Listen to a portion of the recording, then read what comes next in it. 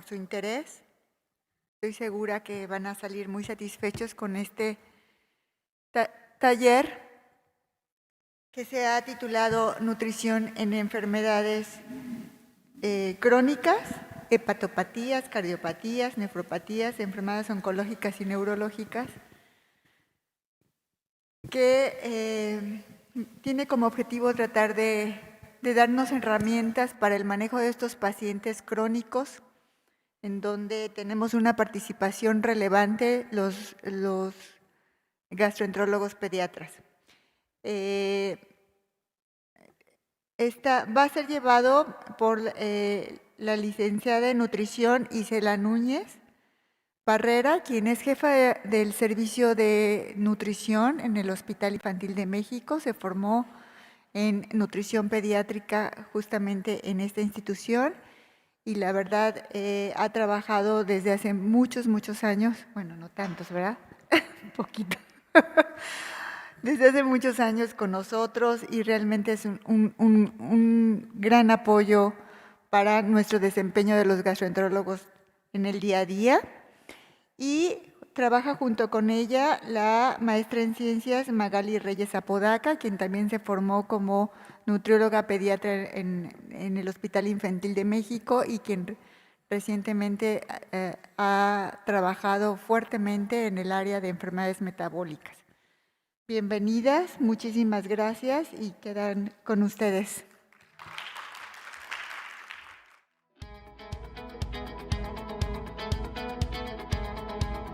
Hola, muy buenas tardes. Mi nombre es Magali Reyes. Tengo el gusto el día de hoy de participar en este taller de nutrición en enfermedades crónicas. Antes que nada, quisiera agradecer a la doctora Flora Zárate, a la doctora Beatriz González y a la doctora Alejandra Consuelo, directoras del curso, por considerar mi perfil y el de la maestra Isela Núñez para impartir este taller. Como sabemos, las enfermedades crónicas en pediatría van a afectar directamente el crecimiento y desarrollo del paciente. Asimismo, esta afección en el crecimiento y en el desarrollo va a tener un gran impacto en la calidad de vida del paciente. ¿Qué es lo que buscamos con este taller? Proveerles a ustedes, que son los especialistas involucrados en el tratamiento de este paciente, las herramientas básicas de nutrición con el mejor grado de evidencia para promover el estado nutricional óptimo del paciente con enfermedades crónicas. ¿Cómo va a ser la dinámica de nuestro taller? Tenemos dos partes, una parte teórica que la va a impartir ya sea la maestra Isela o yo, y en este momento ustedes tienen el desarrollo de un caso clínico por tema, de los cuales se han hecho 5 preguntas que son como los puntos claves que nosotras consideramos que ustedes se deben de llevar a casa como mensajes de este taller. Y al finalizar todas las presentaciones vamos a tener la sesión de preguntas y respuestas. Sin más preámbulo, quisiera presentar a la maestra Isela Núñez Barrera. Ella es la titular de la especialidad de nutrición clínica pediátrica del Hospital Infantil de México, Federico Gómez. Muchas gracias, Magali. Buenas tardes a todos. Y vamos a desarrollar la primera parte de este curso, taller. Y bueno, vamos a hablar del soporte nutricional en el paciente hepatópata. El paciente hepatópata va a desarrollar colestasis, lo que va a llevar a un compromiso de la digestión y absorción, básicamente de lípidos, pero también del resto de los otros nutrimentos, condicionando un cuadro clínico característico de esteatorrea que lo va a llevar a retardo en la velocidad de crecimiento, raquitismo y deficiencia de ácidos grasos esenciales. Y esto no es más que el reflejo de la digestión y absorción limitada de estos pacientes, la enteropatía por la congestión vascular que pueden llegar a tener ellos, mucho más los pacientes con hipertensión porta, y la disminución del pool de ácidos biliares que se secretan a vía digestiva. Como todos sabemos, estos pacientes van a ser dependientes de glucosa y van a obtener glucosa a partir de la lipólisis que se puede dar o de la proteólisis de grasas de proteínas, y esto a lo largo va a llevar a déficit de la síntesis de lipoproteínas que va a condicionar en el paciente esteatosis, dislipidemia e incluso eventos de hipoglucemia no cetósica por la baja síntesis. Y bueno, debemos de pensar que todos estos pacientes que van a desarrollar proteólisis van a terminar o va a tener un resultado de catabolismo que se traduce en desnutrición de estos niños y retardo en la velocidad de crecimiento. ¿Cuál es la limitación de la ingesta que tienen estos pacientes? En primera, presentan cuadros de anorexia, ya que debido a la movilización de estas proteínas y al incremento de los aminoácidos, en este caso en particular el triptófano, que actúa como un aminoácido que induce la anorexia, así como el incremento de algunas interleucinas, va a ser una de las causantes por la cual estos pacientes limitan la ingesta, alteraciones en la percepción del sabor, mucho más cuando estos pacientes movilizan aminoácidos y puede asociarse a estos uremia, y náusea por el déficit de elementos traza o por los mismos niveles de urea, y mucho más cuando tienen ya afección a nivel hepatorenal, y saciedad temprana por la misma gastroparesia que ellos presentan, el volumen de ascitis que tienen en cavidad abdominal, la dismotilidad intestinal, el uso de algunos fármacos y el sobrecrecimiento bacteriano. Y esto no traduce más que la clínica que el paciente llega a tener en su momento, en las diferentes etapas del desarrollo de la enfermedad y obviamente en las etapas finales. La evaluación del estado nutricio en estos niños debemos de considerar que el peso es un parámetro subjetivo y mucho más si el paciente presenta ascitis o edema. Y en el caso de la talla, aunque es un parámetro objetivo que nos traduce el crecimiento, en algunos casos puede limitarse la velocidad de crecimiento de esto y mucho más en aquellos pacientes que tienen cirrosis. Ante la resistencia periférica que existe a la insulina, incluso estos pacientes pueden tener resistencia a cómo actúa la hormona de crecimiento y la IGF-1, y puede ser pacientes que retarden tanto su velocidad que crezcan sobre la percentila 10. El peso para la talla solamente va a ser objetivo en aquellos pacientes que no presentan edema y ascitis, y mucho más cuando están por debajo de la tercera de menos 2, de menos 3, perdón, desviaciones estándar, o bien que es un paciente con desnutrición grave. El síndrome de realimentación, en específico en estos pacientes, debemos de tener la claridad de cómo vamos a hacer el soporte nutricional para llegar a evitar que caigamos en este síndrome de realimentación e incluso fomentar o desencadenar en mortalidad de estos pacientes. Uno de los indicadores que no es reciente, sin embargo, cada vez toma más fuerza es la circunferencia braquial, o el MUAC, famosamente conocido por sus siglas, donde se establece un parámetro objetivo que nosotros debemos de definir para si el paciente tiene desnutrición o no en función a esta circunferencia braquial, y esta se va a estipular en niños menores de 59 meses de vida o bien niños menores de 5 años de edad, e incluso se llega a correlacionar que si este MAC está por debajo de 2 desviaciones estándar, es un niño que bioquímicamente va a tener niveles bajos de albúmina y que obviamente las pruebas de función hepática van a estar alteradas al menos hasta en el 43% de ellos. Las reservas de tejidos llegan a tener cierta sensibilidad cuando el paciente tiene ascitis, sin embargo la más específica es el pliegue cutáneo tricipital, tanto es así que se utiliza como un indicador pronóstico cuando hay trasplante hepático. Y la circunferencia cefálica nos va a traducir como también está generándose el crecimiento, debemos de medirla en menores de 5 años de edad y condicionar que a veces la afección de la talla requiere que nosotros utilicemos la edad biológica del paciente para hacer una evaluación mucho más objetiva en cuanto al perímetro cefálico. Aquí en este cuadro rápidamente les menciona las sugerencias de qué tanto nosotros debemos de evaluar de manera más frecuente y programada varios de los parámetros del estado nutricio, y así obviamente hacer un abordaje pertinente si es que nosotros vemos que nuestro paciente se está deteriorando. Por lo general, la valoración se tendría que hacer mensual e incluso en algunos criterios puede ser hasta cada 2 semanas. En este cuadro ustedes pueden ver que dentro de los indicadores en correlación con algunos parámetros bioquímicos tienen una mayor sensibilidad para traducirnos cómo estaba la afección nutricional. Y si ustedes ven, MUAC es uno de los parámetros que debemos de considerar, el pliegue cutáneo tricipital y las reservas de ambos tejidos. Al igual que con las mismas pruebas de función hepática o con todos el reflejo enzimático de cómo está la condición hepática de ese paciente. El objetivo del soporte nutricional en estos niños es limitar el daño hepático, restituir los nutrimentos que se están perdiendo por deficiencia o por toxicidad, coadyuvar a la digestión y al metabolismo deficiente que tienen estos pacientes, dando una intervención oportuna para que obviamente cubramos con este objetivo, limitando el catabolismo y las repercusiones metabólicas de este, para así mejorar la condición nutricional e incluso aspirar a que nuestros pacientes lleguen a trasplante hepático y siempre favoreciendo la velocidad de crecimiento. Por lo tanto, la historia dietética debe de ser muy importante. El aporte energético que nosotros vamos a dar con estos pacientes va a depender del momento en el que se encuentran. Kilocalorías debemos de cubrir de un 120 a un 150% de la recomendación diaria de ingesta. El 2% de los pacientes no llegan a cubrir este 100% del requerimiento, solamente se cubre el 57% de lo que cada uno de los niños requiere. Por lo tanto, tenemos que buscar estrategias para llegar a cubrir el requerimiento energético, y esto nos va a dar como resultado mayor afección metabólica y un mal pronóstico a trasplante hepático si es que así nuestro paciente lo requiere. En cuanto a los lactantes, debemos de cubrir de 120 a 150 kilocalorías por kilogramo por día, lo que se traduce igual a 150% de la recomendación diaria de ingesta para este grupo de edad. Y en el caso de que nuestro paciente tenga desnutrición grave, hasta el 200% del requerimiento energético. Y cuando el paciente es terminal y la síntesis disminuye, tampoco podemos sobrealimentar y hay que dar un 130% del requerimiento energético. En cuanto a proteínas, la recomendación es de 2 a 3 gramos de proteína. Habrá algunos pacientes con desnutrición que no tengan compromiso metabólico e hiperamonemia, que se pueda dar hasta 4 gramos de proteína por kilogramo por día, donde el 75% debe de ser de aminoácidos de alto valor biológico.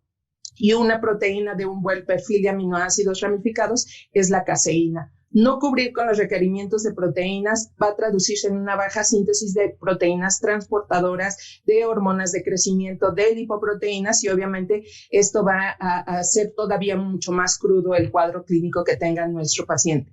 En cuanto a los lípidos, vamos a dar 8 gramos por cada kilogramo por cada día, o bien del 30 al 35% del aporte energético diario. En el caso de que nuestro niño tenga esteatorrea, podemos utilizar triglicéridos de cadena media y mucho más cuando la bilirrubina directa está por arriba de 4. Y en el caso de requerir triglicéridos de cadena media, no podemos sobrepasar más del 80% en corto tiempo de triglicéridos de cadena media. La recomendación es que sea del 70%, porque como bien sabemos, los triglicéridos de cadena media carecen de ácidos grasos esenciales. Por lo tanto, debemos de cuidar una relación de 3 a 1, o lo que vendría siendo de 15 a 1. Es por cada miligramo que se dé de omega 3, deben de existir 3 de omega 6. La resistencia a la insulina que tienen estos pacientes hace que haya mayor oxidación lipídica, y es uno de los sustratos que más se va a requerir que se cubra.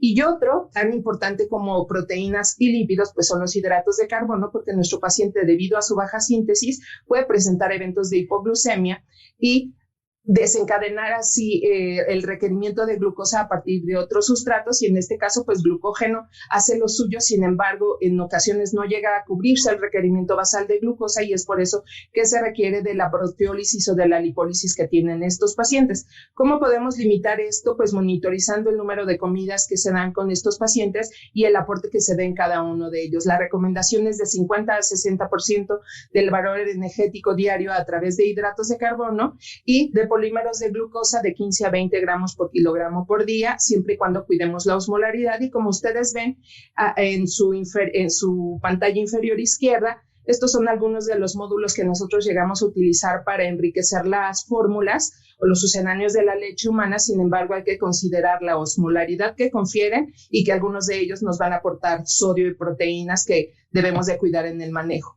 Y bueno, cuando nuestro paciente requiere de manera emergente que nosotros mantengamos sus parámetros de glucemia, vamos a requerir de infusión de glucosa IB, y manteniendo parámetros de metabolismo y de hidrólisis que se dé de manera adecuada para mantener los valores séricos dentro de parámetros normales. Por lo tanto, la infusión en miligramos kilogramo minuto va a ser de utilidad. Y en este cuadro les resumo de manera muy rápida cómo vamos a hacer el abordaje de los macronutrimentos y de algunas características de proteínas o incluso de lípidos para el manejo nutricional de estos pacientes. Los pacientes que tienen colestasis obviamente tienen mala absorción de grasas, y no solamente se malabsorben las grasas de la dieta, sino también las vitaminas. Estos complejos iónicos biliares condicionan malabsorción y la malabsorción de ellas. A los 4 meses, estos pacientes, si reciben suplemento, van a hacer deficiencias de vitaminas, e incluso las sugerencias que se den vitaminas hidromiscibles, que desafortunadamente en nuestro país no se encuentran. Los pacientes pueden llegar a tener deficiencia de vitamina A hasta en un 50%. Debemos de considerar que muchos de los suplementos que nosotros damos y que incluso tenemos que duplicar pueden dar un aporte mayor de vitamina A y condicionar toxicidad. En el caso de vitamina D, donde la deficiencia en este grupo de pacientes es muy alta, del 66%, la solubilidad de la vitamina D2 sí va a ser de utilidad. Sin embargo, la síntesis para vitamina D3 se puede limitar por la condición renal, y entonces se va a reportar deficiencias graves en muchos de los pacientes que nosotros vemos en nuestra consulta diaria, e incluso puede ser un pronóstico de rechazo agudo cuando estos pacientes se trasplantan. Y en cuanto a vitamina D, también el 75% como máximo hacen deficiencia de esta vitamina. Es rara la toxicidad y desafortunadamente en los complejos o complementos vitamínicos vienen muy reducidas, entonces a veces vale la pena dosificarla o indicarla de manera extra al multivitamínico que se está utilizando, y la vitamina K se hace de la misma manera.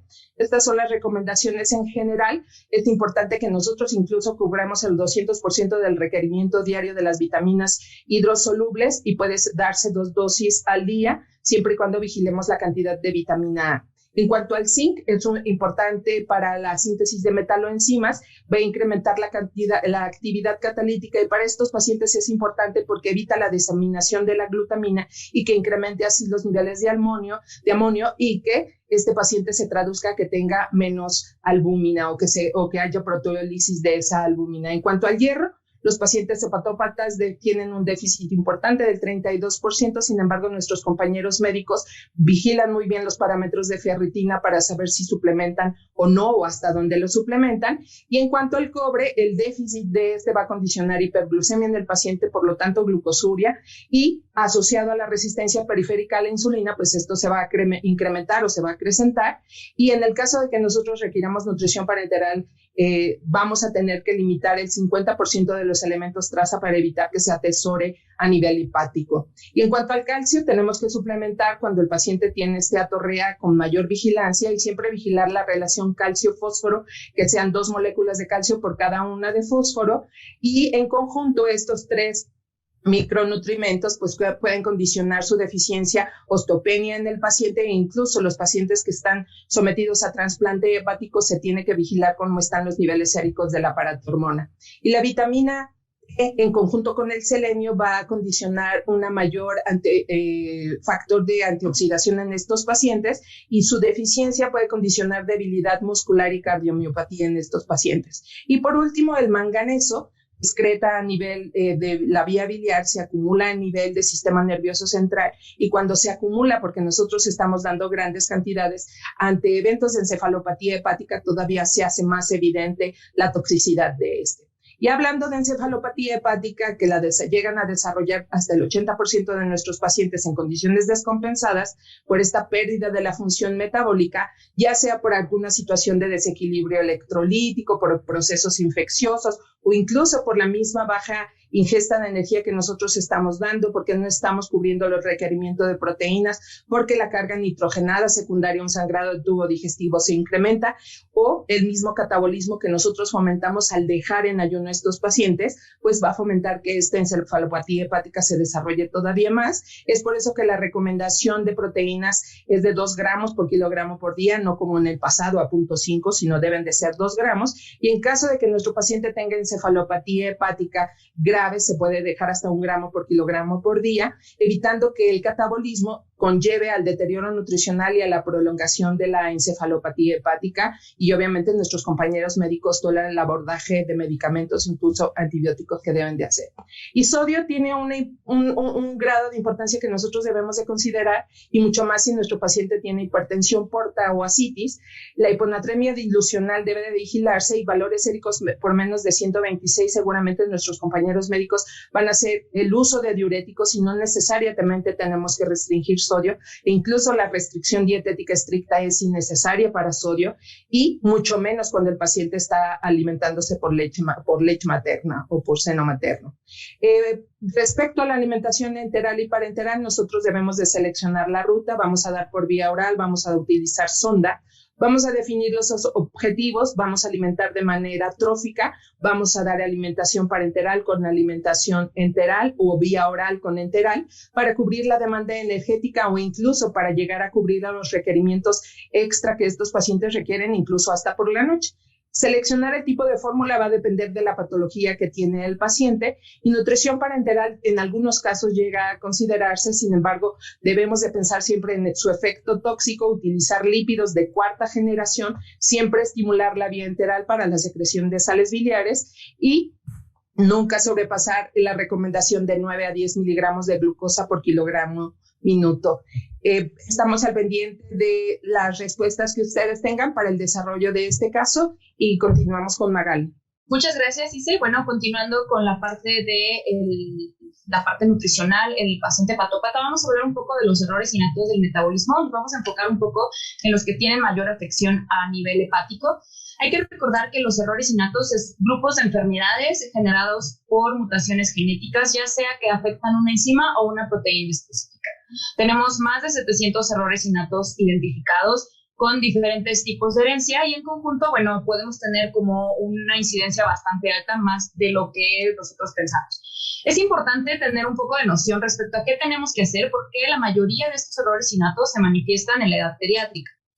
Como sabemos, los errores innatos básicamente son 3 puntos importantes que nosotros debemos tener en cuenta. Es la acumulación del sustrato, la producción de metabolitos alternativos y la disminución o ausencia del producto secundaria justo a este bloqueo enzimático o déficit de proteína que nosotros vamos a encontrar en el paciente con errores innatos. Si bien podemos clasificarlos en 3 grandes grupos, que en este caso podría ser aquellos que producen intoxicación, los que afectan el metabolismo energético, ya sea de hidratos de carbono o de grasas o de proteínas, y también tenemos la acumulación de moléculas complejas. Para todos estos errores innatos vamos a tener una intervención diferente en cada uno de estos. De manera general, hay que tener siempre en consideración que podemos tener errores innatos de inicio temprano, tardío o en la edad adulta, y cada una de estas intervenciones o de estos inicios de cada error innato nos va a dar la pauta para nosotros poder hacer una intervención. La sintomatología normalmente puede ser inespecífica, pero sí es importante siempre sospechar un error innato del metabolismo cuando tenemos, por ejemplo, algún coma metabólico o algunas partes en las que hay afección en el estado neurológico. De manera general, los objetivos en el tratamiento de los errores innatos es justo corregir todas las alteraciones bioquímicas que se causan por este bloqueo, ya sea que vayamos a hacer una restricción del sustrato que se acumula, una suplementación del producto final que no existe, o darle un suplemento para que estimulemos vías alternativas y eso permita que se lleve a cabo de manera correcta el ciclo metabólico que está afectado. Y por última instancia nos ayuda también el uso de algunos fármacos para eliminar o depurar estos metabolitos tóxicos. Ahora bien, el punto más importante es prevenir el catabolismo, ya que si nuestro paciente con error innato del metabolismo entra en un proceso catabólico, es más complicado sacarlo como de ese ciclo. De primera instancia tenemos la galactosemia. La galactosemia es uno de los errores innatos que mayor afección hepática va a presentar y siempre se va a recomendar de manera inicial, si nosotros tenemos la sospecha diagnóstica de una galactosemia, iniciar inmediatamente la dieta sin esperar que nos llegue una confirmación diagnóstica. El gold estándar es utilizar fórmulas de proteína aislada de soya y también hay recomendaciones para que lactantes de bajo peso puedan utilizar fórmulas aminoácidicas para que obtengan este beneficio que nos dan las fórmulas de manera general. En el paciente crónico se va a hacer una dieta de restricción de galactosa y de lactosa. No es necesario en ocasiones hacer dietas muy estrictas porque, como sabemos, la galactosa sigue teniendo una producción endógena y eso es algo que nosotros no podemos evitar. Sin embargo, siempre vamos a tratar de ver cuál es la respuesta de este paciente respecto a la restricción que nosotros estamos haciendo. Siempre hay que recordar que hay que suplementar todo lo que nosotros estamos restringiendo. Si estamos restringiendo lactosa o fuentes de calcio y vitamina D, hay que suplementar. Y como recordatorio, si tenemos una variedad Duarte, lo único que se tiene que hacer es una vigilancia a largo plazo sin que sea necesario que estos pacientes tengan una restricción. Tenemos también la glucogenosis, que es la que en su mayoría se puede presentar también con una hepatopatía. Tenemos actualmente identificados 15 tipos diferentes de glucogenosis y cada una tiene un tratamiento diferente. Básicamente el objetivo de la glucogenosis es evitar hipoglucemias y al mismo tiempo disminuir el daño al hígado y favorecer el crecimiento y desarrollo de los niños. En el caso de la glucogenosis 1A, se recomienda, o 1A, 1B, ambas tienen el mismo tratamiento. En lactantes, la recomendación es que se le dé el beneficio en su mayor tiempo posible al seno materno. Sin embargo, la recomendación es eliminarlo en algún punto específico para utilizar algún tipo de fórmula, ya sea sin lactosa, fructosa y sacarosa. También evitar ayunos prolongados. Esto va a tener siempre en consideración la tolerancia que vaya a tener el paciente de la mano del control bioquímico que vaya a tener en pacientes escolares o en pacientes adolescentes. Más o menos podemos fraccionar la dieta entre 4 y 5 tipos de comida, cuidando mucho la parte de los hidratos de carbono sin que no haya un exceso, porque como sabemos, el exceso de hidratos de carbono en el paciente con glucogenosis favorece el atesoramiento de glucógeno. Y como manejo general para la mayoría de las glucogenosis se utiliza el almidón crudo de maíz. Muy importante que siempre se lleven el mensaje de que este almidón crudo de maíz es sin calentar, por eso es almidón crudo. Y respecto al uso del almidón de maíz en lactantes, no se recomienda que se utilice en menores de 1 año de edad, ya que la amilasa no está desarrollada al 100%, por lo que puede no tener como la absorción que se requiere y no va a tener el efecto que se busca en estos pacientes. Respecto a las glucogenosis tipos 6, 3 y 9, estas glucogenosis se conocen como glucogenosis cetósicas. El punto y la diferencia respecto a la glucogenosis tipo 1 es que esta glucogenosis va a tener dietas altas en proteína para tratar de prevenir daño muscular y el atesoramiento de glucógeno. Al igual que en la glucogenosis 1, se busca evitar el exceso de hidratos de carbono en la dieta, así como ayunos prolongados de más de 4 horas. Es importante también que en los pacientes con este tipo de glucogenosis, independientemente de que la glucosa esté dentro de los estándares, que es más o menos entre 70 y 100 miligramos sobre decilitro, siempre vaya de la mano con el control bioquímico del paciente. Estos pacientes pueden hacer una compensación con ya sea gluconeogénesis, y entonces si no hay un buen control metabólico, la verdad es que utilizar solamente la glucosa como control metabólico no nos ayuda. También lo mismo que en el anterior, se van a utilizar dietas fraccionadas entre 4 y 5 tiempos de comida, y lo mismo, almidón crudo de maíz. Esto siempre va a ser de acuerdo a la tolerancia del paciente, al peso del paciente y a la evolución metabólica que vaya teniendo. Y recordar también que siempre se tienen que suplementar vitaminas y minerales porque estamos haciendo una restricción en la dieta. Lo que les decía, dosis individualizadas para todos los tipos de glucogenosis, y todas las modificaciones tienen que ser de acuerdo al control bioquímico del paciente. La tirosinemia también es uno de los errores innatos que va a tener como un impacto muy grande en la parte del hígado. De manera general, el tratamiento es una restricción de tirosina en la dieta y el uso de nitisinona, o conocido como NTBC. Normalmente esta respuesta al tratamiento es entre las primeras 48 horas, por lo que si se tiene la sospecha, se debe hacer lo posible por iniciar el tratamiento. La dieta es como una restricción de proteínas de alto valor biológico y se tiene que complementar siempre con la fórmula para asegurar el adecuado crecimiento y desarrollo, una vigilancia bioquímica de manera regular, y tenemos valores establecidos de la cantidad de fenilalalanina y tirosina en conjunto que deben recibir los pacientes dependiendo de la edad.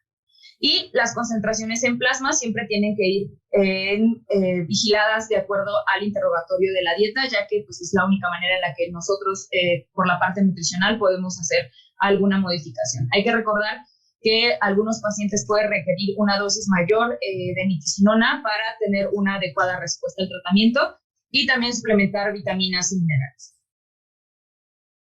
Respecto a las alteraciones del ciclo de la urea, tenemos tenemos 6 errores innatos que participan en estas alteraciones del ciclo de la urea. El objetivo del tratamiento siempre es prevenir crisis de hiperamonemia que tengan un efecto en el neurodesarrollo del paciente. ¿Qué vamos a hacer con esto? Utilizar una dieta baja en proteínas. Las recomendaciones actuales es que se utilice las recomendaciones de la Organización Mundial de la Salud dentro de los niveles que se consideran niveles seguros. En conjunto a esto, probablemente algunos pacientes sea necesario suplementar algunos aminoácidos esenciales dada esta restricción. Sin embargo, mucha de la evidencia reciente habla de que es posible cubrir estos aminoácidos esenciales justo apegándonos al nivel seguro de la Organización Mundial de la Salud. Se necesitan exfoliantes de amonio como benzoato o fenilbutirato y darles como estos arginina o citrulina para favorecer que haya un adecuado ciclo metabólico. El aporte energético es muy importante cuidarlo, ya que si nosotros tenemos un bajo aporte energético, probablemente el paciente entre en catabolismo y eso pueda desatar una crisis de hiperamonemia en el paciente. Siempre hay que recordar que todas las dosis, ya sea de citrulina o fenilbutirato, y el desarrollo o la estabilización de la dieta en diferentes tiempos de comida implica, dependiendo del paciente y de la adherencia que ellos tengan. También el aporte de proteína, pues obviamente no se recomienda en un solo tiempo de comida, ya que lo que buscamos es evitar una sobrecarga de nitrógeno en el transcurso del día. Y, como siempre, suplementar vitaminas y minerales, ya que estamos haciendo restricciones y como no cumplen al 100% a veces las calorías de los pacientes, siempre es importante, los aportes de micronutrientes y siempre es importante suplementarlos. Respecto a las acidemias orgánicas, también se pueden presentar con un poco de afección a nivel hepática. Lo mismo que en los otros errores innatos de aminoácidos, hay que hacer una restricción de proteínas en la dieta. Estoy hablando de una restricción, pues diciendo que no es una dieta libre de proteínas. La recomendación actual es entre 1.5 y 2 gramos por kilo de proteína y en algunos casos es necesario utilizar fórmulas libres de leucina. ¿No? Para esto siempre vamos a tener niveles séricos establecidos de cómo nosotros tenemos que suplementar. Lo mismo, evitar ayunos prolongados para favorecer catabolismo y en algunos tipos de acidemias orgánicas como la metilglutacónica se va a recomendar una restricción de 20 a 25% de grasas en la dieta. Sin embargo, es una recomendación que no tiene un alto grado de evidencia. Asimismo, hay que vigilar lo mismo, los niveles en plasma de carnitina libre y leucina para hacer cualquier tipo de modificación en la dieta. Algunas acidemias orgánicas van a requerir L-glicina, como la acidemia isovalérica, para favorecer el ciclo metabólico, y la suplementación de carnitina no hay un consenso específico de en qué momento se le tiene que dar, únicamente hay una recomendación de cuando los pacientes tengan deficiencia. Por eso es importante siempre hacer los controles de carnitina y ácidos orgánicos en orina del paciente. Respecto a la acidemia propiónica y metilmalónica, pues tenemos que el objetivo del tratamiento es disminuir el daño neurológico y que el paciente tenga un tiempo de coma. Asimismo, en los periodos agudos se recomienda en este caso siempre suspender al 100% las proteínas y paulatinamente ir incrementando el aporte energético. Para este error innato sí es importante utilizar las fórmulas libres de metionina, trionina, isovalina y isoleucina para favorecer detener el catabolismo y pues que el paciente salga de esta complicación aguda. También vamos a utilizar depuradores de amonio como el benzoato o el fenilbutirato y antioxidantes, que si bien no hay mucha evidencia de en qué momento se tiene que utilizar la coenzima Q10, pues se le da como el beneficio de que se pueda utilizar. También hay que siempre recordar que algunas acidemias responden a biotina, por lo que siempre se tiene que hacer el ejercicio terapéutico de que estén suplementados de manera adecuada. Y respecto a los efectos de oxidación de ácidos grasos, también tenemos que justo buscamos evitar ayunos prolongados para prevenir el catabolismo. Tampoco hay un consenso específico de qué tanta restricción de lípidos nosotros tenemos que hacer en este tipo de errores innatos del metabolismo. Únicamente hay una recomendación muy fuerte de que obviamente aquellos defectos de la beta-oxidación de cadena corta tienen prohibido el consumo de triglicéridos de cadena media, incluso dentro de los alimentos que puedan tener triglicéridos de cadena media, también se recomienda siempre tener al paciente alerta al respecto. Algunos pacientes, debido a que pueden hacer hipoglucemias, se puede recomendar el uso de almidón de maíz en ciertas dosis dependiendo de la tolerancia que vayan teniendo. Y lo mismo la carnitina, también solamente se recomienda utilizar o suplementar de acuerdo a los niveles que vayan teniendo los pacientes. Asimismo, también se recomienda suplementar las otras vitaminas y minerales dependiendo de los niveles séricos y de las restricciones que nosotros hagamos en cada uno de los grupos. Respecto a las mitocondropatías, también se pueden manifestar en cualquier tejido, en cualquier órgano y a cualquier edad. Por eso es muy importante siempre tenerlas en cuenta también en la vigilancia del paciente hepatópata.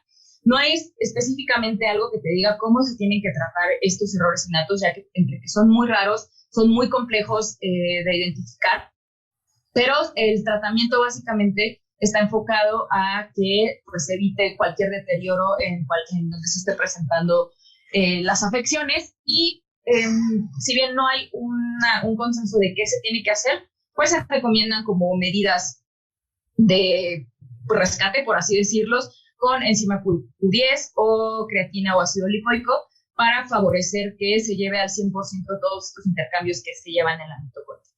Algunos pacientes van a responder a riboflavina, pero también depende mucho de la mutación que vayan teniendo y dónde se encuentre esa mutación. Y no hay un consenso específico, pero también algunos pacientes responden a suplementaciones de arginina y citrulina y eso favorece que haya un mejor control, sobre todo en los pacientes que tienen afección a nivel cardíaco. Y nada más tener como siempre en cuenta que los errores innatos pueden tener esta etapa aguda de descompensación, ya sea porque tuvieron una transgresión a la dieta, porque tienen un evento de catabolismo, porque tienen una enfermedad agregada, y eso puede condicionar que el paciente entre en un estado catabólico que te ponga en riesgo su vida, sobre todo en aquellos errores innatos que están involucrados en el metabolismo de las proteínas. Como bien mencionó Isela, siempre vamos a buscar que tengan un aporte de glucosa e incluso vigilar toda la tolerancia que ellos vayan teniendo a estos aportes con la osmolaridad. Siempre es importante asegurar el aporte de glucosa y evitar que el paciente se quede con solamente solución glucosada durante más de 12 horas.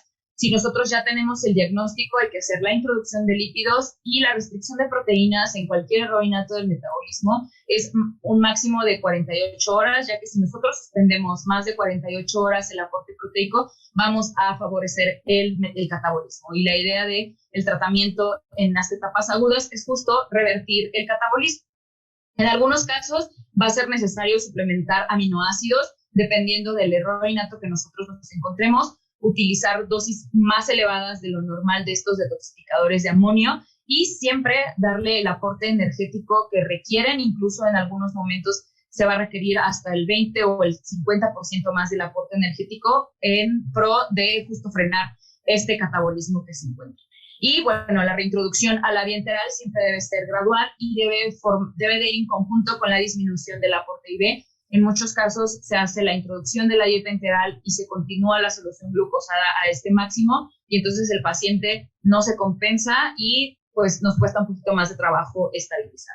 Continuamos con paciente cardiópata. Como todos sabemos, los pacientes con cardiopatías congénitas son aquellos que tienen anomalías estructurales cardíacas desde el nacimiento. De 4 a 10 niños recién nacidos por cada 1000 pueden presentar estas cardiopatías y desafortunadamente en los primeros meses estos pacientes se desnutren y mucho más se atribuye más riesgo en aquellos pacientes que pesan menos de 2,5 kilos.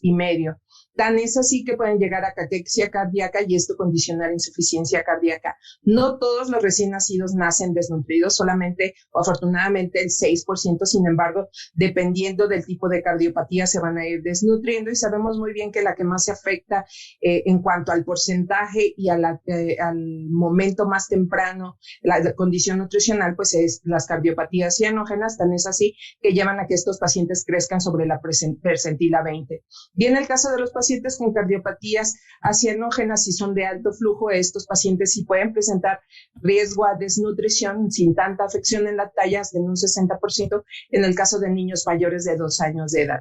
La clínica y la bioquímica va a ser parte de nuestra evaluación nutricional Sin embargo, considerando los parámetros antropométricos, como todos sabemos, está peso, talla, las reservas de tejido, el perímetro cefálico, la velocidad de crecimiento. Sin embargo, no hay un consenso claro entre utilizar percentiles, puntaje Z, porcentaje, pero sí lo que es importante es que el 59% de los pacientes que son cardiópatas tienen riesgo nutricional.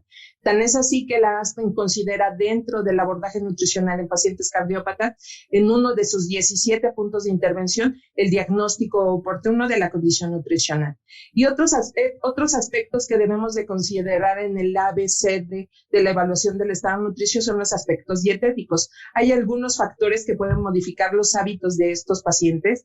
Puede ser que los recursos económicos limiten el que tengan acceso a algunos alimentos y las patologías asociadas, ya sea que sea un paciente cardiópata con algún síndrome de Down o que incluso tenga retardo en el desarrollo psicomotor secundario a la misma cardiopatía, a los eventos quirúrgicos, etcétera, y que incluso ellos puedan tener alteraciones en la mecánica de la succión, masticación, deglución que limite la alimentación de ellos.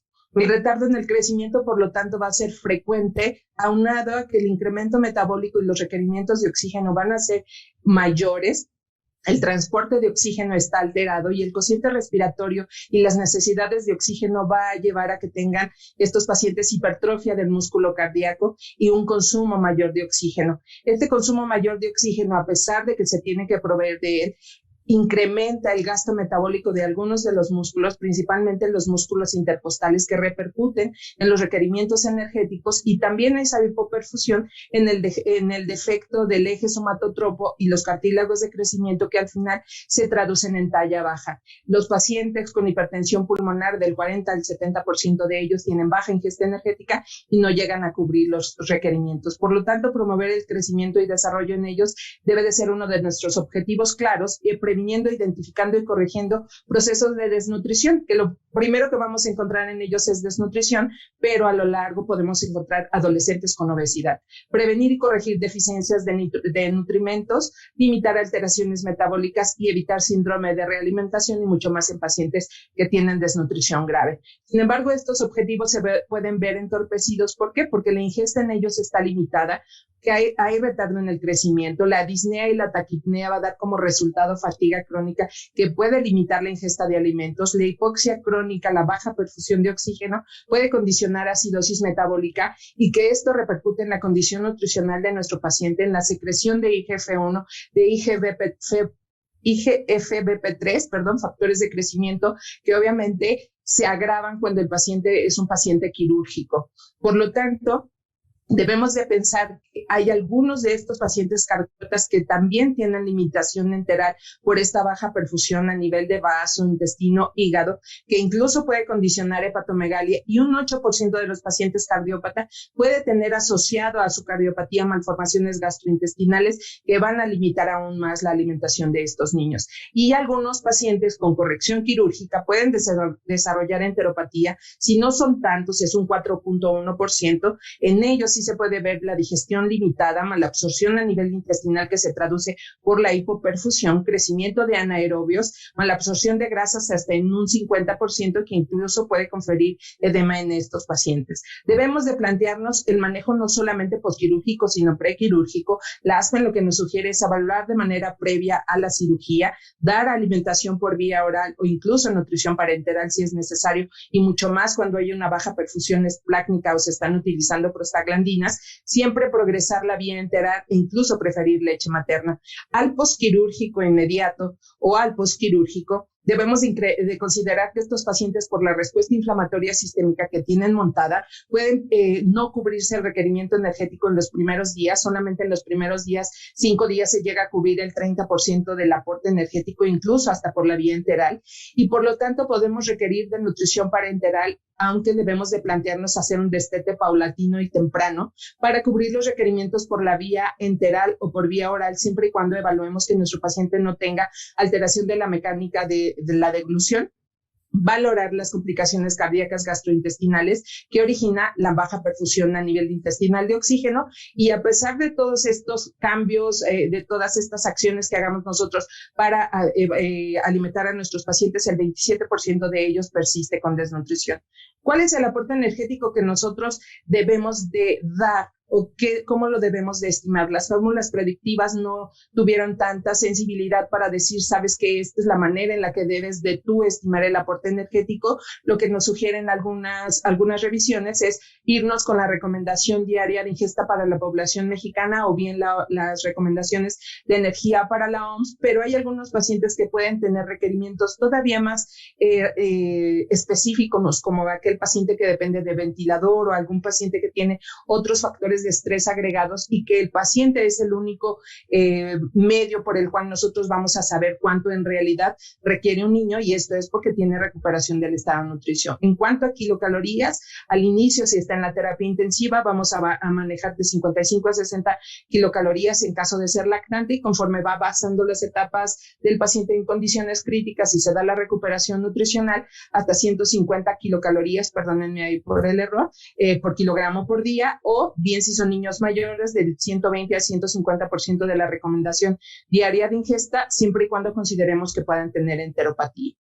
Si son lactantes, ¿cómo llegamos al aporte energético? A través de la concentración de la fórmula o del sucedáneo de la leche humana, o bien, vamos a ver más adelante, leche materna. Verificar el volumen que nos van a otorgar nuestros compañeros cardiólogos, definir cómo está la función renal y la función pulmonar, y en relación a eso, incluso los medicamentos anticongestivos para seleccionar.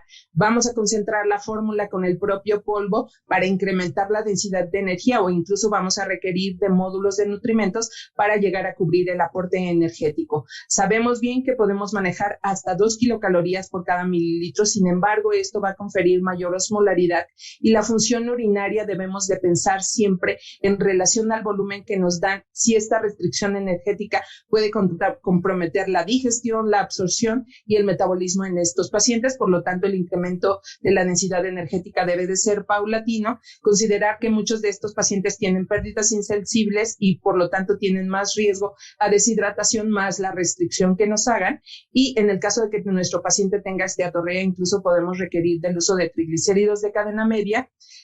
Y pensar siempre que dar más kilocalorías va a incrementar el gasto energético por la digestión, la absorción y el metabolismo, que es lo que ustedes ven en blanco en estas barras, como la termogénesis de los alimentos.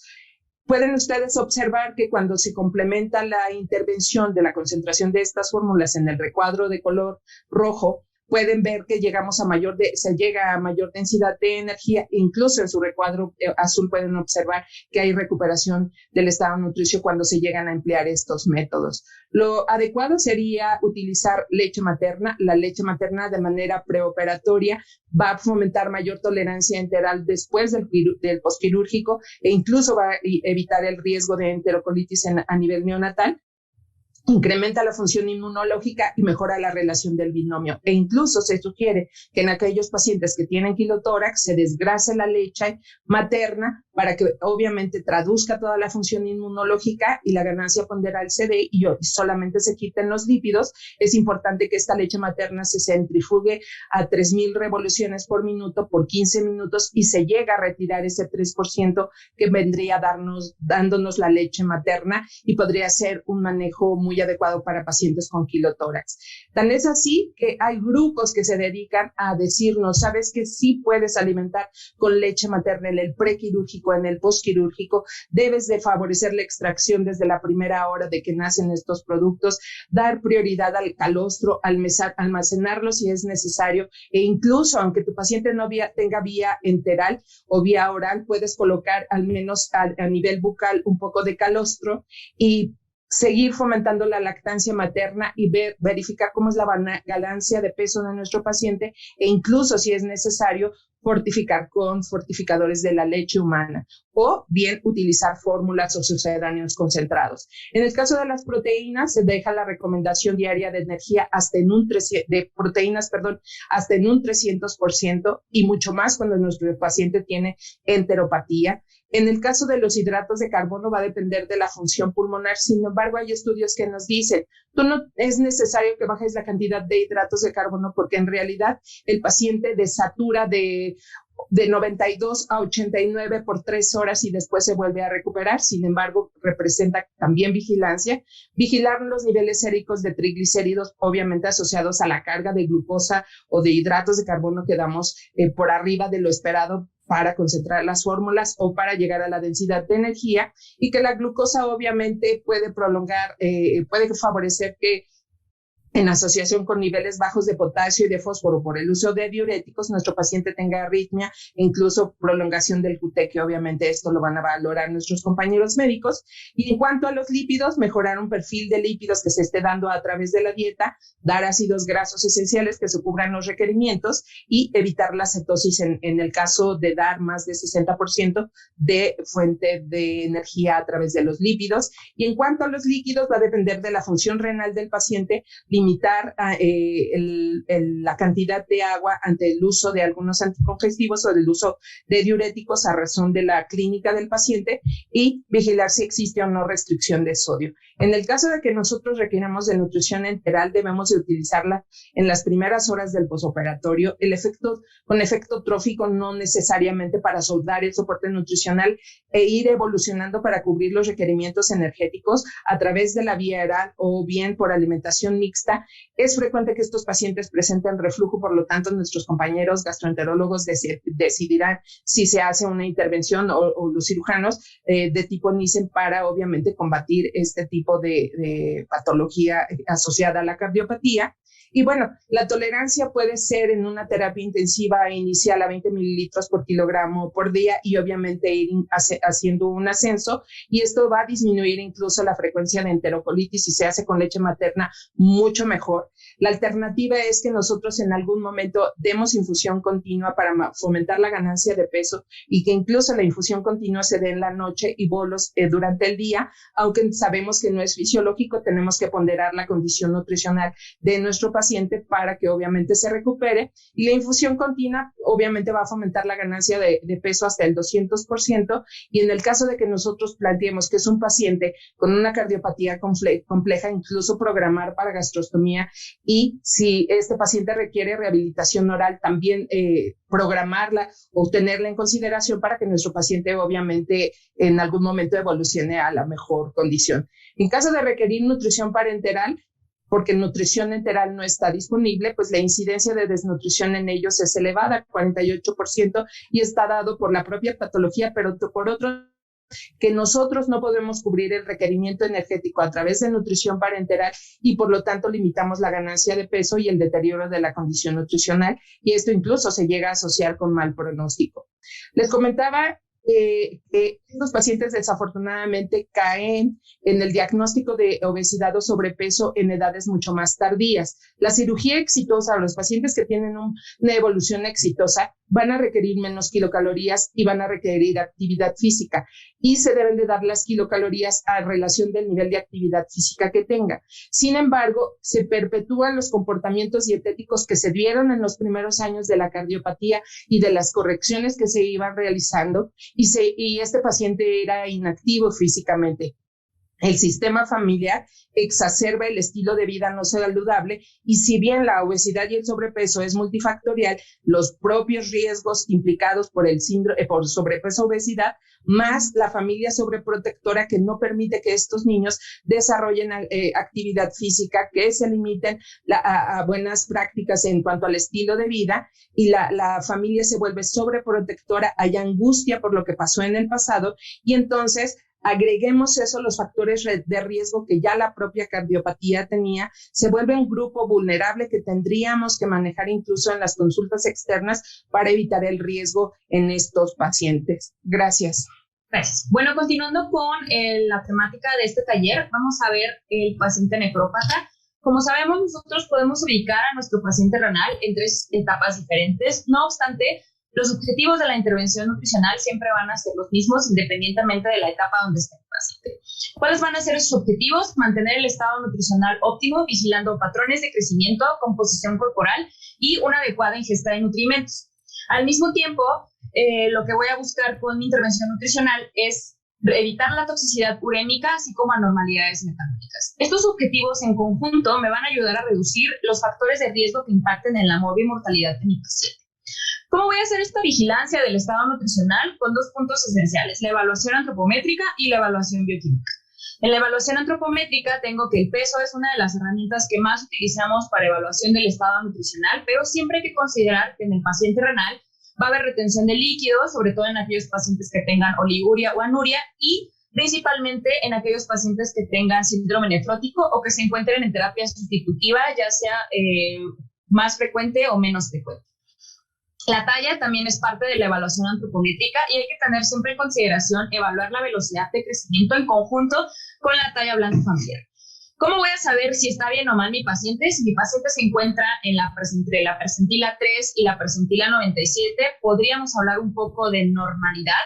Sin embargo, la mayoría de los pacientes con enfermedad renal crecen por abajo de esos percentiles y en este caso sería útil utilizar la desviación Z para tener una mayor exactitud de dónde está mi paciente. Esto me va a ayudar muchísimo, sobre todo en pacientes que tengan un estadio avanzado o que ya presenten comorbilidades.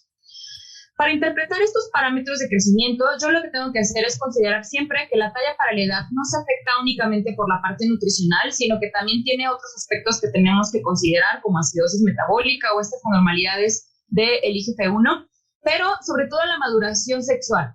Si nosotros consideramos el estado prepuberal o la edad ósea de nuestro paciente, cuando hacemos la evaluación del crecimiento lineal, esto nos va a permitir determinar qué posibilidades tiene mi paciente de alcanzar el crecimiento que le falta o lo que conocemos como catch-up curve. Para esto, si nosotros juntamos peso y talla, sabemos que podemos tener esta relación peso-talla o índice de masa corporal. No obstante, hay que tener en cuenta que los pacientes suelen crecer por abajo de la percentila 2 o menos 1.8 desviaciones estándar. En estos casos se ha hecho una recomendación de que probablemente se pueda utilizar el índice de masa corporal ajustado a la talla únicamente cuando se encuentran por abajo del percentil 3 o de esta desviación estándar.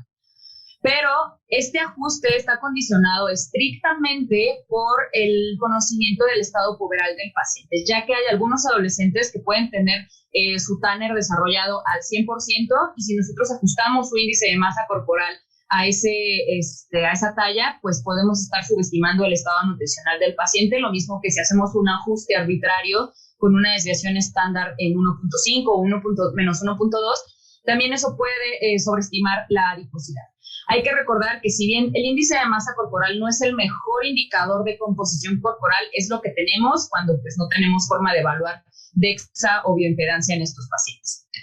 También hay que tener en cuenta para esto que este estudio que se realizó hizo una comparación en pacientes sanos dependiendo de la edad y del Tanner que esto presentaba. Como nosotros podemos ver, hay muchas discrepancias y el intervalo de confianza es muy amplio, también dependiendo del estadio, la etapa del estadio renal o de la edad del paciente. Entonces, si nosotros asumimos únicamente que un paciente de 16 años ya está al 100% desarrollado, podemos justo hacer una sobre o subestimación del estado nutricional de nuestro paciente.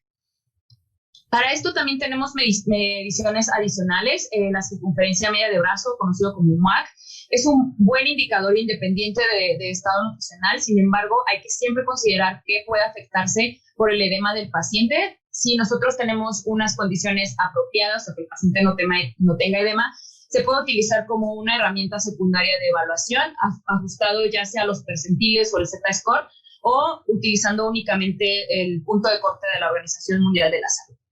También tenemos el pliegue cutáneo tricipital. Sin embargo, en el caso del paciente renal, es el que tiene una menor precisión, tiene una gran afección cuando el paciente presenta edema, y otro de los puntos un poquito débiles de este pliegue es que pues, es operador dependiente. ¿Con qué frecuencia nosotros tenemos que hacer esta evaluación antropométrica? Bueno, va a depender siempre del estadio de la enfermedad y de la edad de nuestro paciente. También hay que considerar que si tenemos un paciente con un compromiso nutricional grave, pues obviamente estos intervalos de evaluación antropométrica o de evaluación nutricional, pues se deberían de acortar en pro de favorecer la recuperación nutricional del paciente nefropático. Para estimar los requerimientos de energía en estos pacientes, actualmente la recomendación es utilizar el aporte energético para la Organización Mundial de la Salud. También se busca priorizar el aporte calórico, principalmente en pacientes que tienen menos de 2 años. Hay un estudio que habla de que podemos tener una mejoría bastante importante, sobre todo en la talla para la edad. Aquellos pacientes que tengan un compromiso nutricional grave, pues podemos buscar que haya un catch-up de recuperación entre el 120 y el 140%. Sin embargo, se ha visto en algunos estudios que el cubrir los requerimientos que le corresponden para la edad puede ser suficiente para que el paciente crezca bien. Aquellos pacientes, obviamente, que tengan el compromiso nutricional mayor, pues bueno, lo que les comentaba de promover el catch-up de crecimiento. En pacientes obesos, como sabemos, ya están empezando a presentarse estos problemas en los pacientes renales. No se recomienda realizar una restricción, únicamente lo mismo, asegurar calorías para la edad, y para aquellos pacientes que tengan menos del 80% de la ingesta, se debe considerar el uso de nutrición enteral. La proteína es uno de los puntos que a veces causa un poquito más de controversia respecto a qué tanto aporte le tengo que dar o no al paciente renal. Siempre se tienen que asegurar las recomendaciones de acuerdo para la edad. Cuando nosotros buscamos o nos piden nuestros compañeros que hagamos una restricción de proteínas, el límite más bajo al que puedo llegar es el límite seguro establecido por la Organización Mundial de la Salud, y siempre y cuando se hayan descartado otras causas que no sean dietéticas del incremento de los niveles de urea. Para esto, dependiendo del estadio de la enfermedad, podemos mantener entre 100 o 140 los requerimientos. Estos requerimientos se basan en peso ideal, pero tampoco hay una recomendación específica de qué peso ideal debo considerar para mi paciente, teniendo en consideración lo que vimos respecto a la talla. Hay que cuidar el aporte proteico, porque si yo disminuyo el aporte proteico del paciente renal, incremento el riesgo de desnutrición y la falla de nitro. Y también en los pacientes que tengan diálisis, sobre todo los que tengan sesiones de manera más frecuente, se debe considerar darle un aporte extra de proteína, dependiendo del estado nutricional también. Esto es importante porque, bueno, se hicieron estas recomendaciones de este grupo de trabajo. Este es como un resumen de las recomendaciones que ellos dan, y lo mismo se pueden incrementar o disminuir dependiendo del control de nuestro paciente. También siempre se deben de considerar las recomendaciones de la Organización Mundial de la Salud. En la revisión sistemática de Cochrane respecto a la restricción de proteínas, se hicieron diferentes objetivos respecto a mortalidad, progresión de la enfermedad, peso, etcétera, para ver qué tanto cambia la restricción de proteínas respecto a una dieta del límite inferior de la Organización Mundial de la Salud, y no hubo ningún cambio significativo respecto a si yo hago una dieta de restricción o lo dejo en el límite inferior de la OMS. Esto es importante porque la mortalidad, que es uno de los puntos más importantes en el manejo del paciente nefrópata, no tuvo ningún efecto a favor o en contra de la intervención de la restricción de proteínas. Respecto a los requerimientos de vitaminas, bueno, siempre tenemos que cubrir al 100% la ingesta diaria recomendada. Se habla de que probablemente los pacientes que cubren el 100% de sus calorías por vía oral no necesitan un suplemento extra. En este estudio ellos hicieron como una evaluación respecto a qué tanto los pacientes se pueden suplementar o no, pero realmente muy pocos nutrimentos, por ejemplo, el caso fue la vitamina D, el zinc y el cobre, los que más presentaron deficiencia a pesar de cubrir los requerimientos al 100%, por lo que ellos hacen una recomendación de no suplementar de manera arbitraria las recomendaciones, simplemente vigilar con niveles séricos en caso de que no se pueda, tener en consideración si se cubren los requerimientos, y las guías recomiendan que aquellos pacientes que tengan diálisis de manera más frecuente, pues es muy probable que tengan mayores pérdidas, y se sugiere suplementar el doble de la ingesta diaria recomendada o de acuerdo a niveles séricos. Los requerimientos de calcio, bueno, vamos a ver que, como sabemos, una disminución en la ingesta de calcio puede condicionar mineralización ósea, o un incremento o un mal control de los niveles séricos de calcio, pues puede condicionar nefrocalcinosis o calcificación vascular. Respecto a eso, también hay unas recomendaciones de qué tanto nosotros podemos darle o no el aporte de calcio al paciente.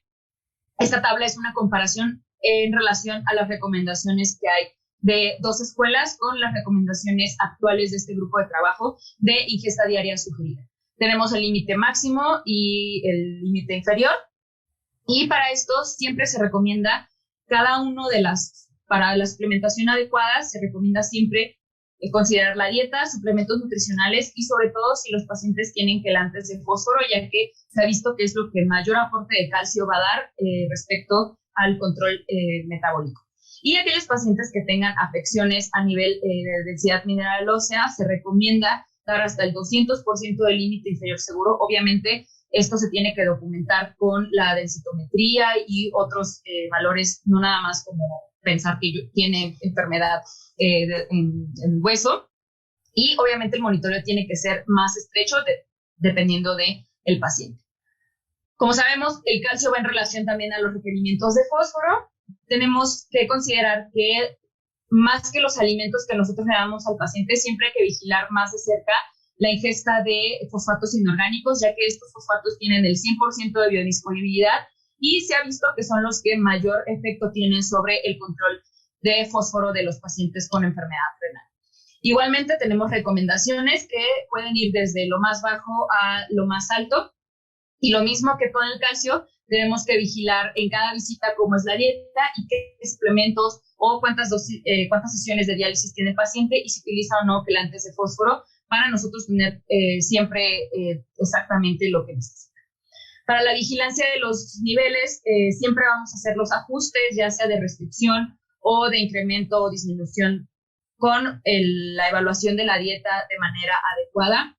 La disminución del calcio o el fósforo siempre va a ir, se va a frenar como esta restricción dependiendo del estado nutricional del paciente. Si nosotros queremos hacer una restricción, siempre hay que buscar otras causas de que estén alterados estos dos. Y la recomendación actual es que se base en una tendencia, no en un solo valor único, o sea, no hacer disminuciones o incrementos de calcio únicamente por el valor sérico de calcio, sino tener en conjunto calcio, fósforo y fosfatasa alcalina, vitamina D y hormona paratiroidea para que nosotros podamos tener justo esta foto completa de cómo tiene que ser el control del paciente. Actualmente se recomienda que la ingesta de fósforo y calcio se mantenga de acuerdo a estas tablas que vimos anteriormente, y aquellos pacientes que tengan hiperfosfatemia o hiperparatiroidismo se recomienda mantener hasta el nivel más bajo, no más allá de eso. Y en caso de que haya una mala adherencia a la dieta o que esté comprometido el estado nutricional, por lo tanto el aporte de la dieta, se recomienda utilizar quelantes de fósforo para que nosotros podamos dar un aporte de calorías muchísimo mejor. Respecto al potasio, el potasio es uno de los dolores de cabeza más grandes porque siempre nos dicen que hay que restringir potasio, sin embargo, nunca sabemos cuánto restringir. Hay que siempre evaluar la dieta e identificar causas no dietéticas para que nosotros podamos hacer modificaciones. Respecto a eso, pues tenemos diferentes puntos, los actuales puntos de corte, cuando nosotros podemos restringir o no. Y hay que recordar que los requerimientos de potasio siempre van en relación a la función del riñón, crecimiento, etcétera, por lo que es más difícil hacer una restricción. Las recomendaciones actuales hablan de qué intervenciones nosotros tenemos que hacer y una de ellas, por ejemplo, en neonatos, habla de reducir gradualmente el seno materno, introducir una fórmula baja en potasio, o si el paciente ya tiene alimentación complementaria, dar recomendaciones de cocción, que se ha visto que sí tienen un efecto bastante grande sobre los alimentos para la disminución del potasio. Respecto a niños y adolescentes que tengan hipercalemia, se recomienda hacer educación alternativa de otros alimentos con menor aporte de potasio, pero el mismo valor energético, orientación sobre todo en los aditivos y recomendaciones de cocción. En tanto los niveles se mantengan dentro de parámetros, no se tienen que hacer modificaciones de la dieta en estos pacientes. Y se recomienda hacer el uso de quelantes de fósforo cuando hay poca adherencia o compromiso en la calidad de la dieta. También el manejo del edema se recomienda dependiendo del grado del edema que presente el paciente.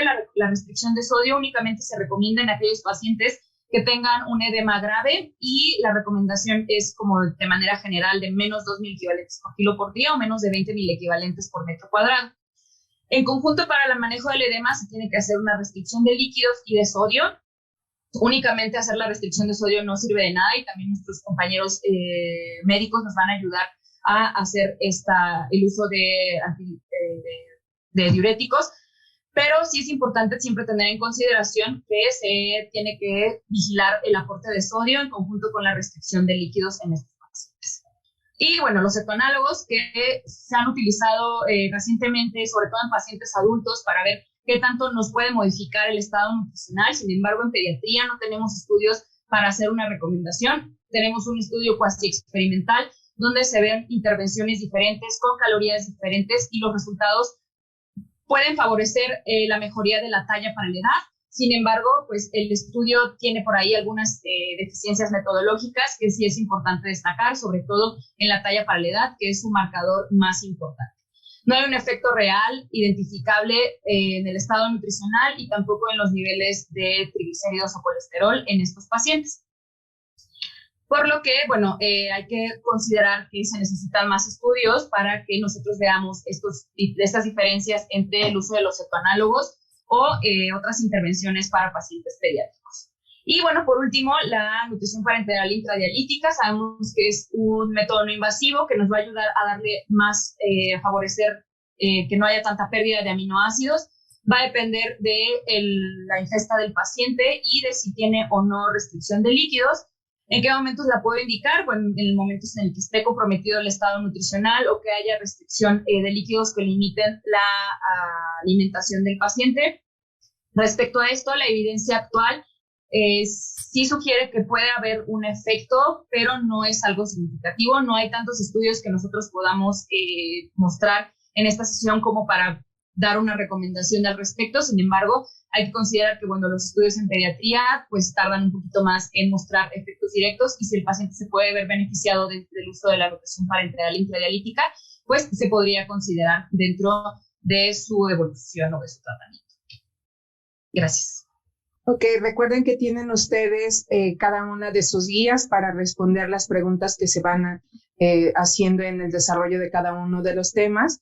Y bueno, seguramente ha sido 2 horas muy intensas. Les agradecemos que continúen con nosotros y dentro de los últimos 2 grupos de pacientes que vamos a ver, pues es el paciente oncológico y debemos de pensar siempre en el paciente oncológico que la desnutrición no necesita aceptarse como una consecuencia ineludible al cáncer o a la terapia de esto. Y antes decían, bueno, no hay evidencia suficiente de que los nutrimentos favorezcan el crecimiento del tumor, darle de comer al paciente lo que quiere.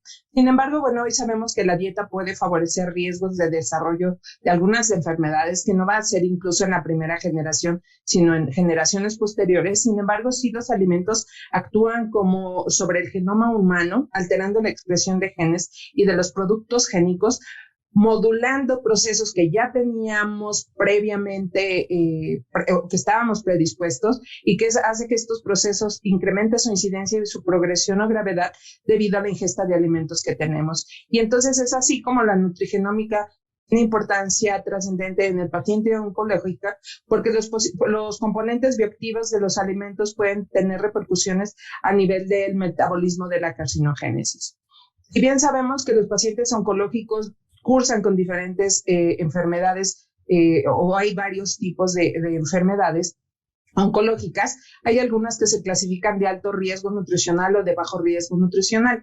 Años atrás pensaríamos que estos pacientes son netamente pacientes con desnutrición. Sin embargo, debemos de pensar que algunos tipos de tumoraciones e incluso el tratamiento que ellos reciben como parte del manejo oncológico o incluso las características demográficas por patología que estos niños tengan pueden condicionar un riesgo a adiposidad y bueno, pues al final en un país como el nuestro donde hay transición epidemiológica debemos de pensar en los pacientes que se desnutren y en los pacientes que tienen obesidad.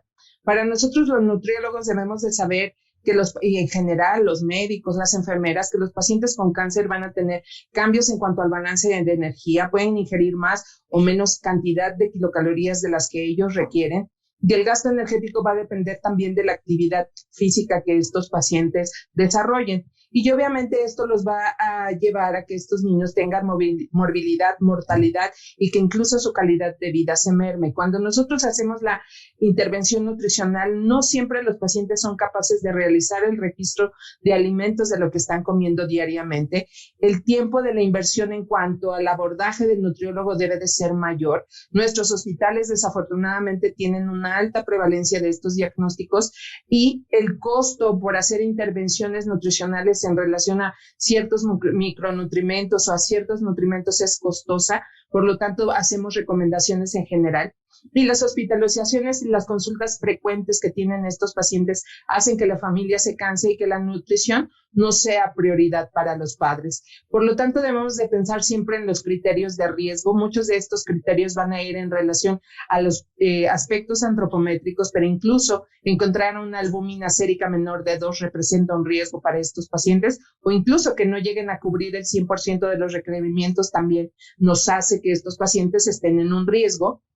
E incluso podemos utilizar el área del perímetro de brazo para determinar el riesgo en el caso de niños menores de 5 años, y en el caso de niños mayores utilizar pues la clasificación internacional para desnutrición, obesidad o el riesgo nutricional que muchos de estos pacientes pueden tener.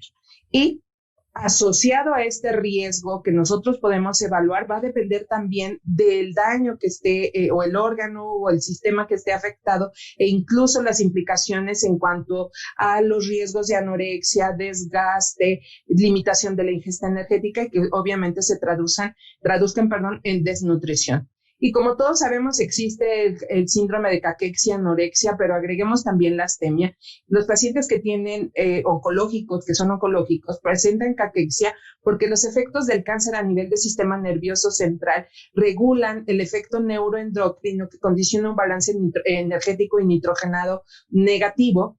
El tumor puede tener afección también, o el tratamiento incluso puede tener afección a nivel gastrointestinal, condicionar limitación a las vías metabólicas, y que esto repercute en el crecimiento, la acción del tratamiento que estos niños reciben e incluso la condición psicológica. Pero si nos vamos a profundidad, cada uno de estos nutrimentos o cada uno de estos factores de respuesta inflamatoria repercuten en este efecto neuroendocrino y obviamente conllevan a que el paciente presente caquexia.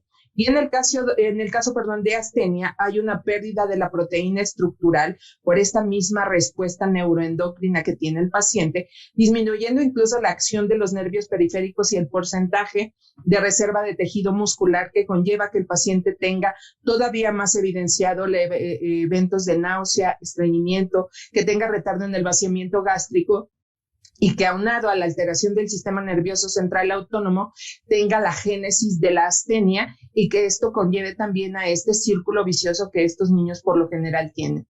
La anorexia está dada por las aversiones alimentarias. Hablábamos anteriormente que la proteólisis y la liberación de triptofano va a condicionar que estos niños tengan, en general todos los niños que hay proteólisis tengan aversiones alimentarias, porque obviamente este es un aminoácido anorexigénico, por así decirlo, y que incluso haya alteración en la percepción del gusto y del olfato que limite la ingesta de alimentos, y el propio dolor que se irradia o que se localiza a nivel de hipotálamo lateral, pues va a dar la saciedad que este paciente debe de tener, y el apetito va a ser menor. Incrementa el umbral para los alimentos dulces, y entonces nosotros pensamos es un niño siempre va a comer alimentos dulces, pero muchas veces los rechazan, y disminuye el umbral para los alimentos amargos. Agregamos a esto la condición de radioterapia, cirugía o quimioterapia que va a tener nuestro paciente con grados, con un gran porcentaje de riesgo para desnutrición en estos pacientes,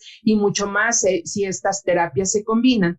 Aunado a muchas de estas terapias, tenemos eventos que para nosotros son una situación de hipoca en las primeras horas post-quimioterapia o post-tratamiento, que son los eventos de vómito. Y bueno, tenemos vómito agudo posterior a la quimioterapia en las primeras 24 horas, e incluso retardado entre el segundo y sexto día, o incluso anticipatorios, que obviamente convergen algunas condiciones psicológicas de las que les mencionaba hace un ratito.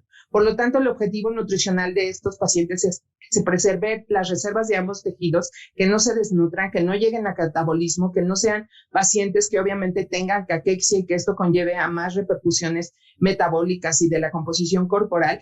Por lo tanto, debemos de identificar, prevenir y corregir en el caso de riesgo de desnutrición y ahora obesidad en esta transición que comentaba hace un ratito, identificando y corrigiendo alteraciones metabólicas, vigilando, manteniendo y logrando que se mantenga la velocidad de crecimiento y desarrollo lo más óptimo posible, y esto se va a lograr a través del adecuado soporte nutricional y siempre vigilando los efectos adversos. Pero ¿qué pasa? cuando les preguntamos a los niños o cuando les preguntaron en este estudio a los niños qué es lo que más te gusta comer, pues resulta que a los pacientes les gustan mucho más los alimentos salados, no necesariamente con la calidad nutricional que nosotros quisiéramos, y los padres también nos traducen en este estudio, que los alimentos salados son lo que más prefieren, picantes y ácidos, y desafortunadamente como rechazan los alimentos amargos, pues obviamente las carnes rojas, salchichas, pollo o los productos de origen animal se pueden ver limitados. Entonces, aunque nosotros queramos llegar a cubrir estos objetivos, pues desafortunadamente nos vamos a ir encontrando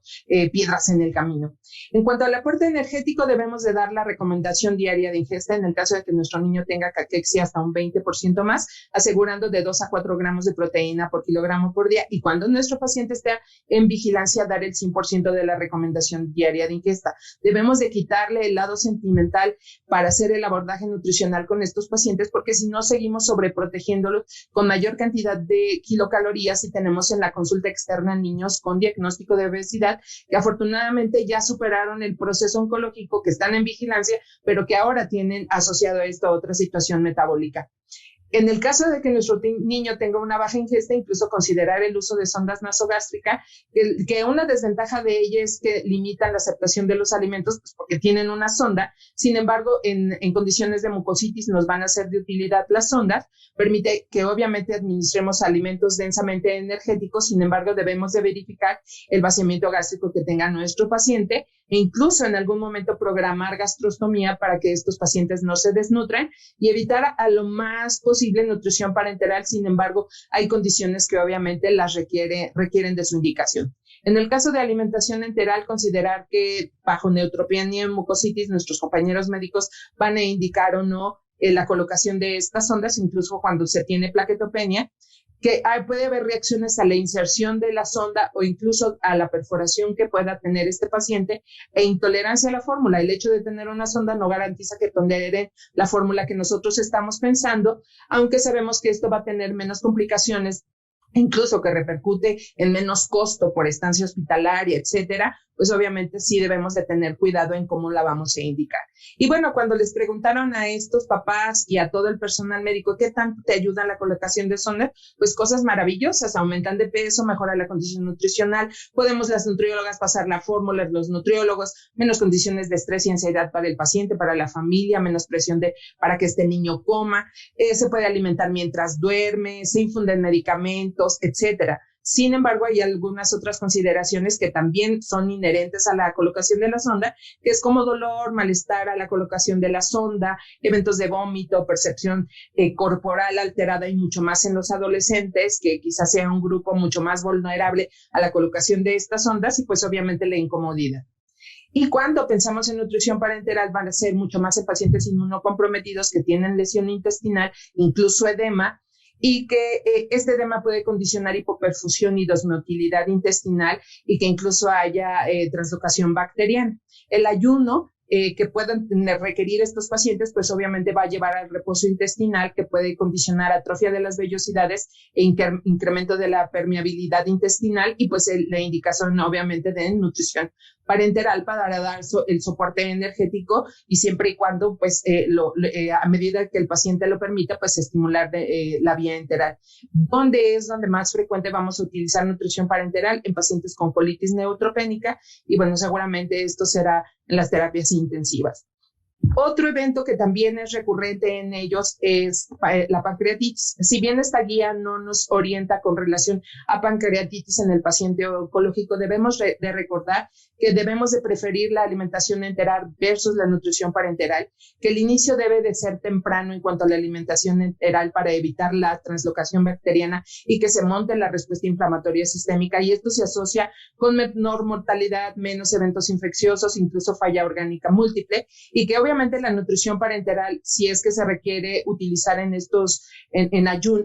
pancreatitis, bajo ciertas consideraciones que también esta guía les comenta, obviamente va a conferir mayor sobrevida y menos complicaciones, pero siempre debemos de pensar en iniciar de manera pronta la alimentación enteral. Obviamente, si el paciente tiene dolor o intolerancia, se puede incluso considerar nutrición mixta, y la sonda nasogástrica en ciertos casos, y si es necesario incluso hasta transpilórica, y las fórmulas hidrolizadas no confieren un beneficio más sobre las poliméricas. No hay evidencia contundente, por lo tanto debemos de analizar cuáles son las características de nuestro paciente para hacer la prescripción correcta, e incluso las fórmulas elementales disminuyen la secreción enzimática y no favorecen el abordaje con estos pacientes. Dentro de los suplementos que nosotros debemos de dar con ello es dar la recomendación diaria de ingesta para la edad y género. Los corticosteroides van a requerir una suplementación o una visión de supervisión en cuanto a la dosis de calcio que se debe de dar por día, y en el caso de dar metrotexate como parte del tratamiento, pues vigilar la cantidad de ácido fólico que debemos de otorgar y asegurar que se den o que se cubran los requerimientos de vitaminas, antioxidantes, porque obviamente estas van a favorecer que se disminuyan las especies reactivas de oxígeno.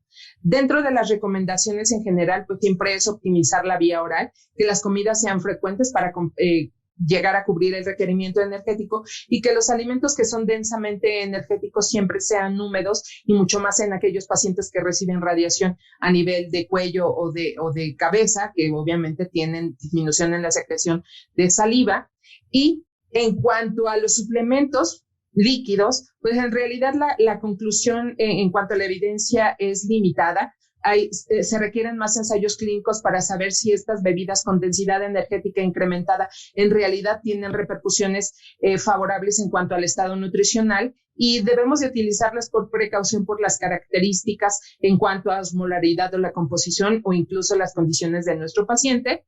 Y si bien debemos de quitarnos de nuestra cabeza que la nutrióloga es aquella que va y que pide qué es lo que quieres tú comer, como si fuera una mesera, sí debemos de pensar que en estos casos podemos cubrir con ciertos gustos o preferencias que tenga el paciente, siempre y cuando nos apeguemos a una dieta adecuada a las condiciones de nuestro paciente, que sea una dieta correcta, y que esta dieta tenga variedad en cuanto a colores, olores, texturas, y bueno, siempre y cuando nuestro paciente no tenga afta y entonces tengamos que modificar el tipo de temperatura o incluso la preparación de los alimentos.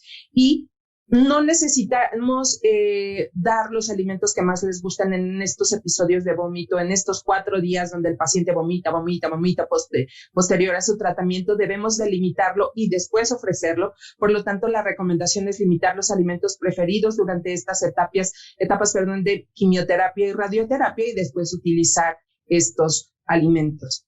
Y bueno, una de las dietas que seguramente se siguen utilizando en algunos lugares es la dieta neutropénica. En realidad no existe una definición para tal. Sí se habla que es una dieta exclusivamente estéril, donde los alimentos que se dan son alimentos enlatados, no alimentos que estén crudos, alimentos que están procesados por autoclave. En realidad no hay un beneficio que esté comprobado, y la recurrencia de la indicación obviamente nos traduce que no hay literatura basada en la evidencia, y que obviamente lo único que debemos hacer es utilizar el distintivo H en cada uno de los comedores o de los lugares donde se preparan los alimentos, y bajo este régimen del distintivo H obviamente vamos a garantizar que la calidad del alimento a nivel microbiológico sea la adecuada y no tengamos ningún problema, y eso tendría que ser para todos los pacientes.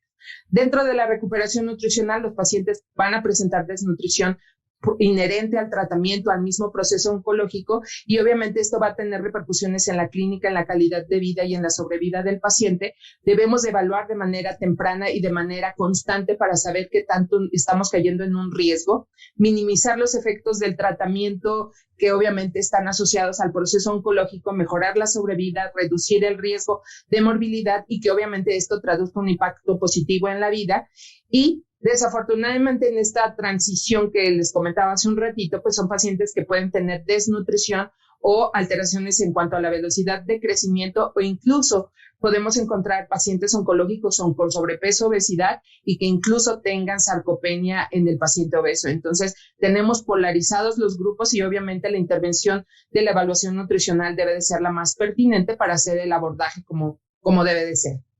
Las diferentes formas de cáncer van a requerir tratamientos diferentes. Debe de hacerse la evaluación por diferentes etapas durante el curso del tratamiento y saber qué riesgos nosotros tenemos en cuanto a los momentos, a las etapas del abordaje médico que están haciendo nuestros compañeros. Y como ustedes ven en el recuadro azul, puede ser que al diagnóstico ustedes no tengan presencia de sobrepeso, obesidad, pero este se va acrecentando conforme va pasando el tiempo. Por lo tanto, hay que continuar midiendo los parámetros antropométricos y siempre asociarlos a la clínica, a la gravedad de la enfermedad y al tratamiento, la condición nutricional e incluso la situación económica y familiar para que obviamente hagamos la orientación alimentaria pertinente. Y hay algunos otros parámetros que normalmente no regulamos, pero incluso la parte bioquímica tendríamos que hacerla para obviamente saber cuál es el pronóstico metabólico que va a tener nuestro paciente y ir haciendo las intervenciones pertinentes. Muchas gracias. Bueno, continuando con este maratón de taller de enfermedades crónicas, vamos a hablar un poco de los aspectos muy importantes en el paciente neurológico.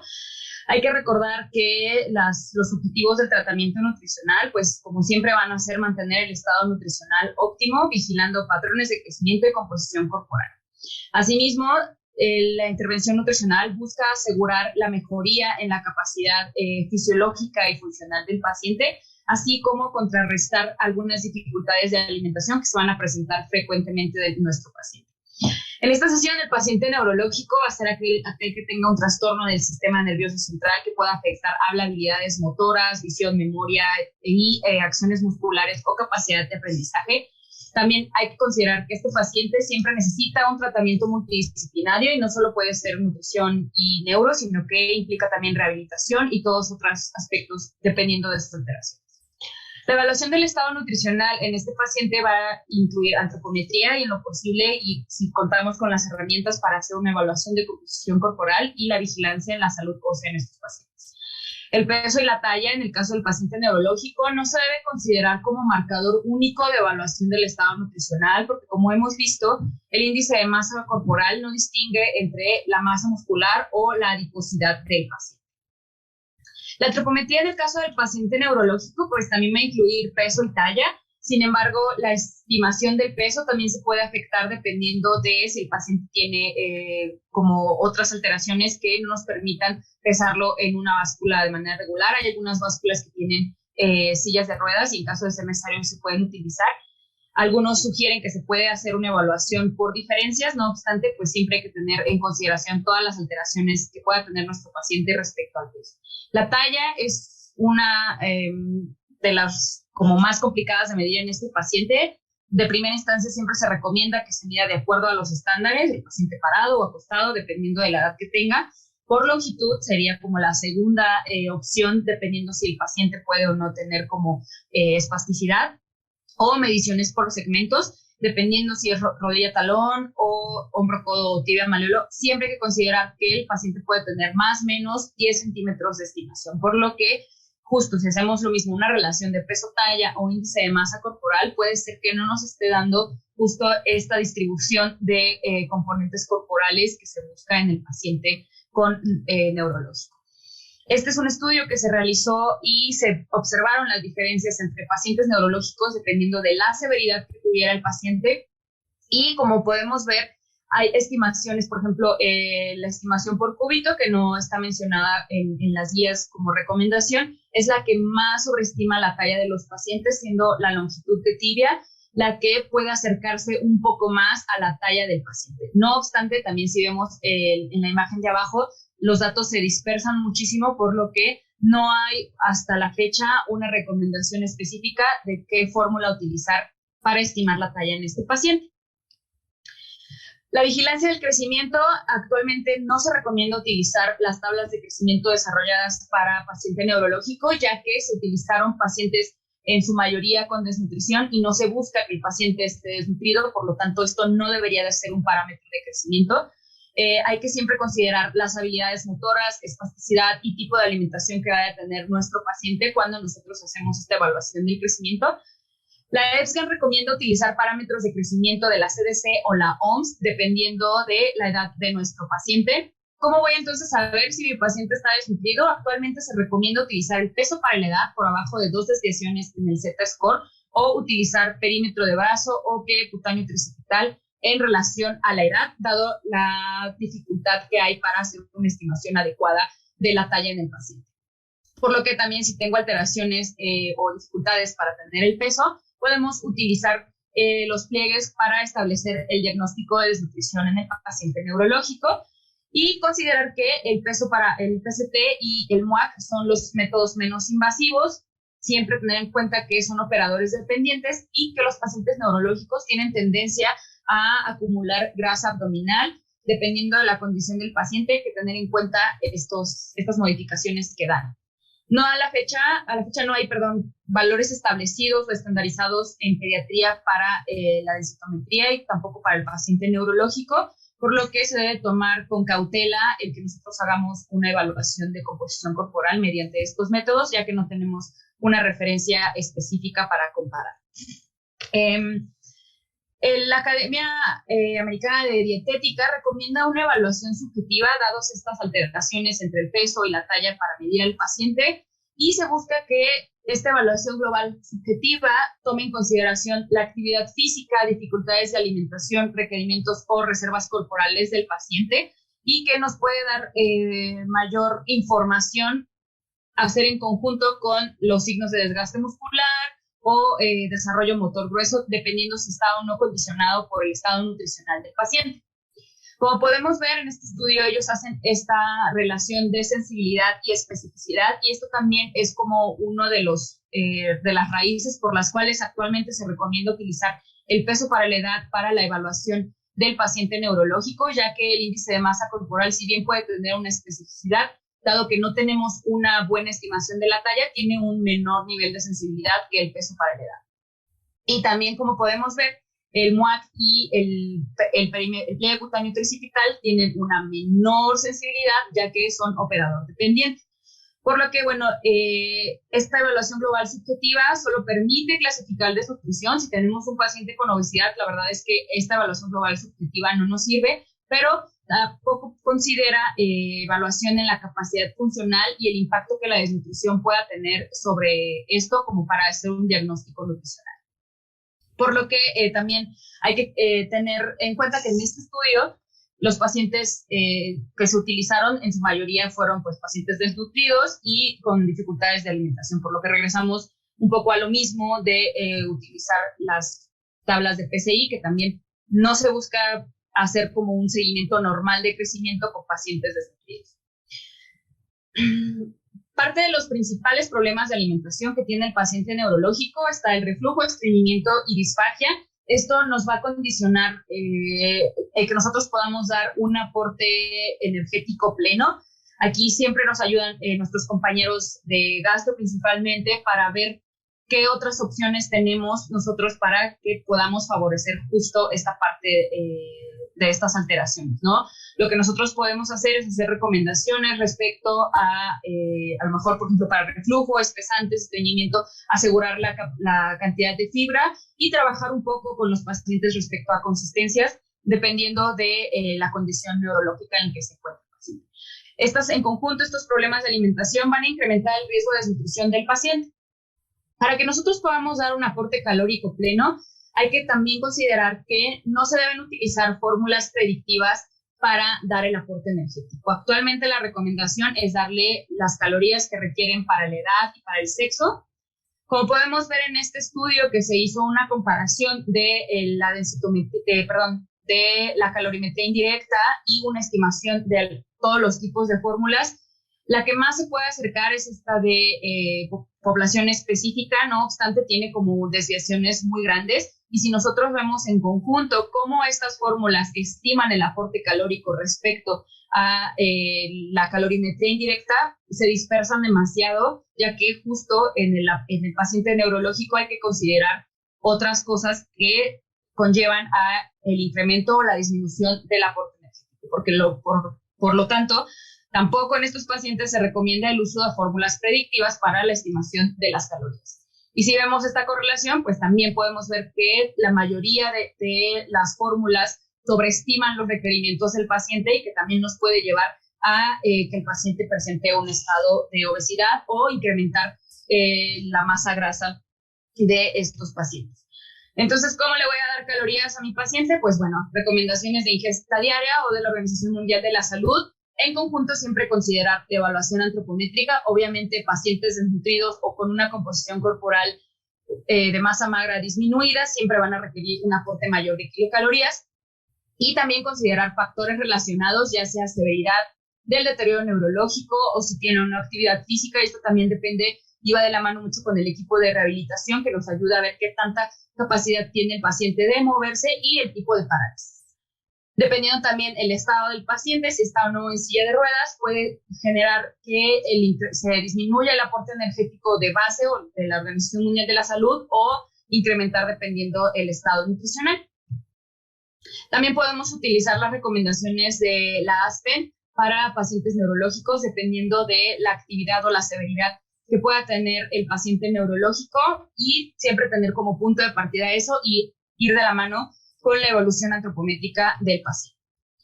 Las proteínas es uno de los puntos también que a veces se dificulta en darle a los pacientes, ya que algunos pacientes requieren un aporte calórico menor y entonces hay que tratar de compensar las proteínas que requiere. A veces tenemos como esta escuela siempre de tratar de asegurar 15-20% de kilocalorías y a veces en los pacientes neurológicos, de proteínas, perdón, y a veces en los pacientes neurológicos este aporte proteico se puede elevar hasta el 25%, pero porque el aporte energético es menor del que necesita. Siempre se deben asegurar los requerimientos para la edad y sexo, y únicamente en pacientes con desnutrición grave se recomienda incrementar entre 2 hasta 2.4 gramos por kilo por día, y todas las modificaciones que se hacen en este paciente siempre van a ir de la mano con la evolución antropométrica del paciente y la tolerancia que vaya teniendo a esta fórmula. Ya hablaron de la osmolaridad y la tolerancia y asegurar la hidratación, sobre todo en fórmulas que tengan más de 2 kilocalorías por mililitro. Respecto a la evaluación bioquímica, pues una evaluación bioquímica general de función renal, glucosa y biometría hemática, y la suplementación de micronutrientes o vitaminas siempre debe de ir de la mano con estas recomendaciones o con estos niveles séricos. La parte de la evaluación dietética es muy importante en el paciente neurológico, ya que tenemos que identificar algunas banderas rojas que nos van a ayudar a decidir si el paciente requiere o no alguna nutrición enteral para su estado nutricional. El tiempo que dedica a la alimentación el cuidador del paciente siempre se debe considerar, ya que si se tardan más de 30 minutos, esto puede generar estrés y que la alimentación no sea adecuada para la recuperación nutricional.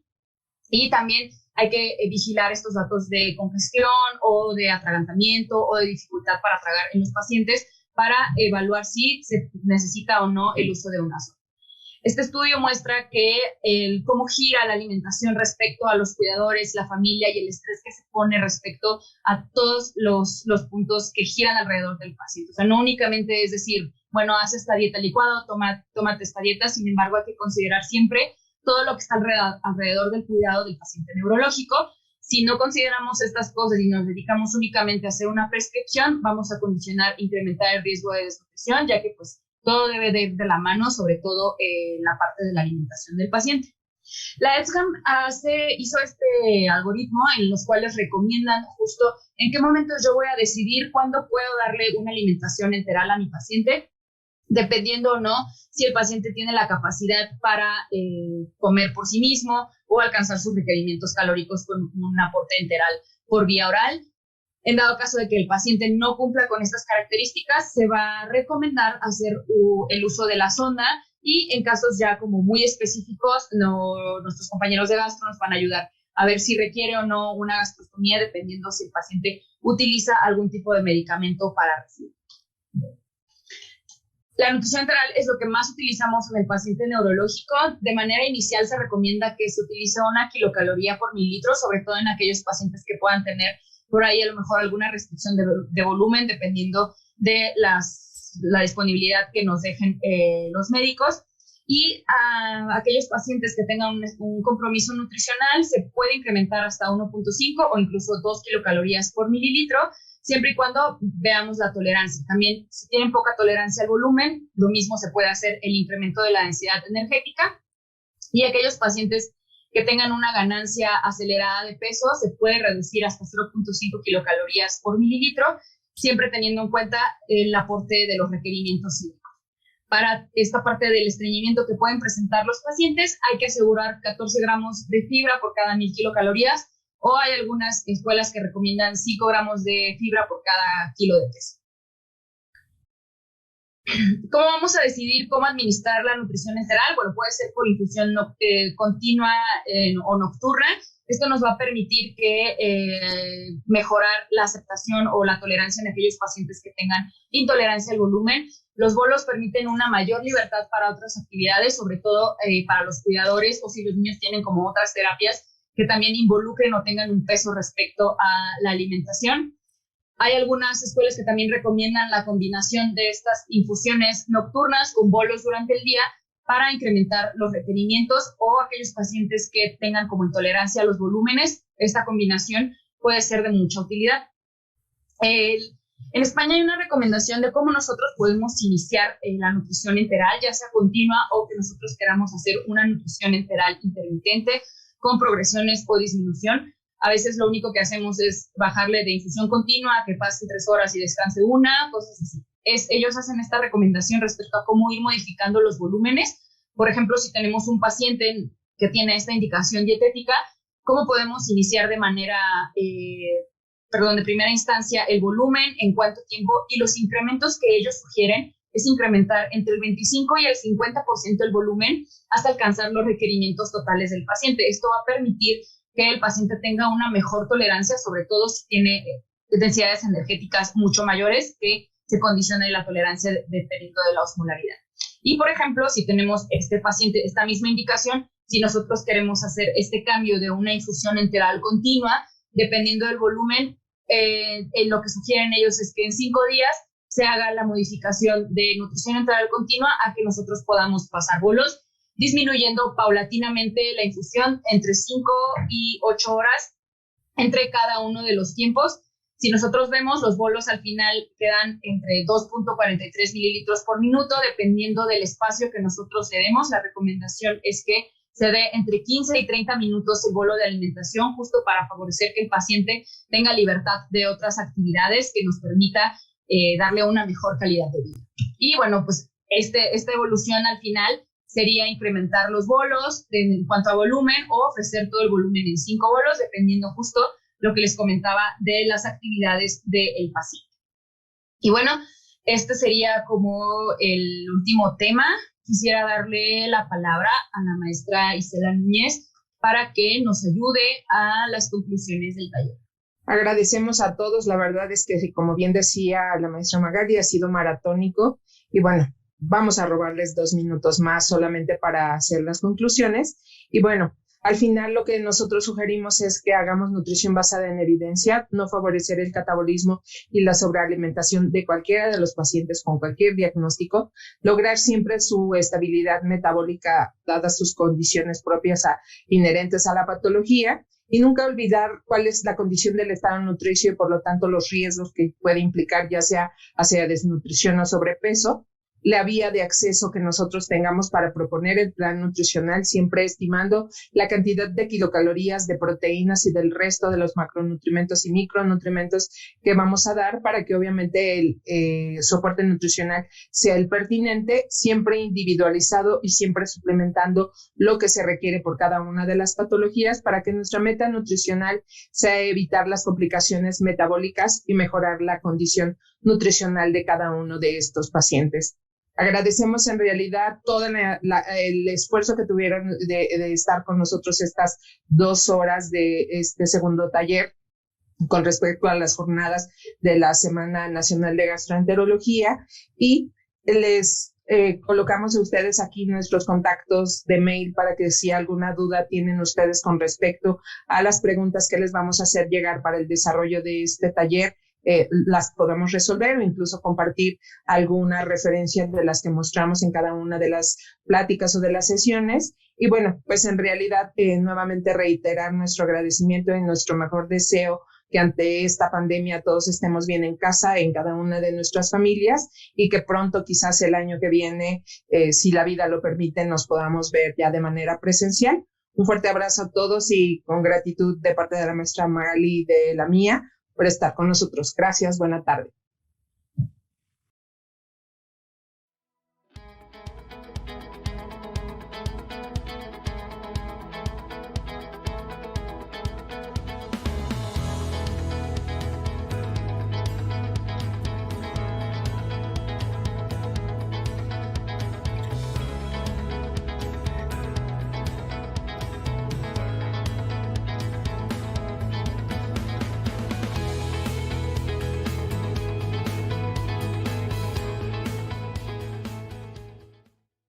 Hola, Ise. Hola.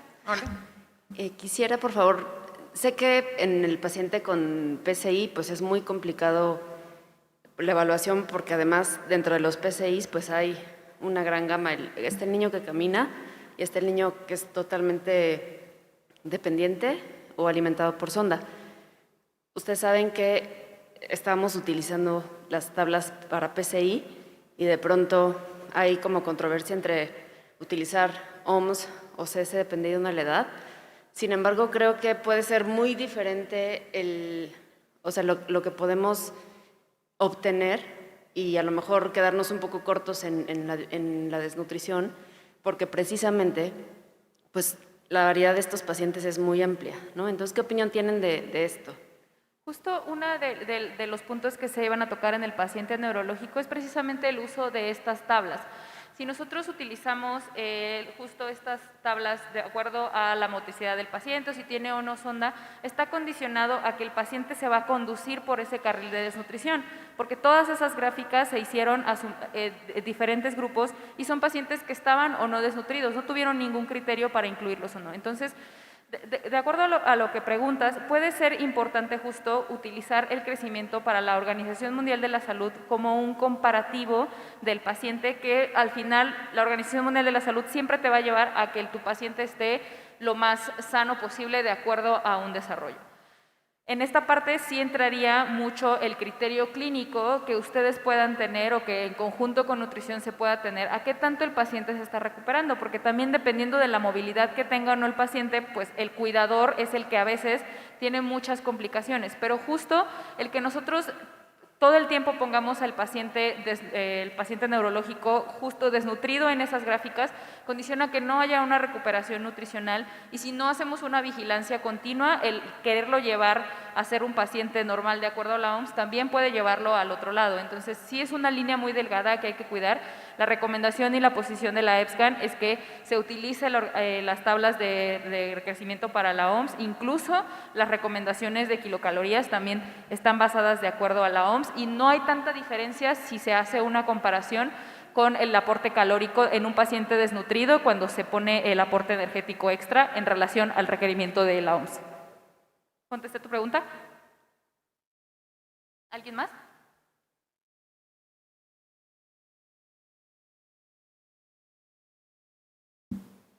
No es pregunta, solo los quiero felicitar. Las presentaciones estuvieron excelentes.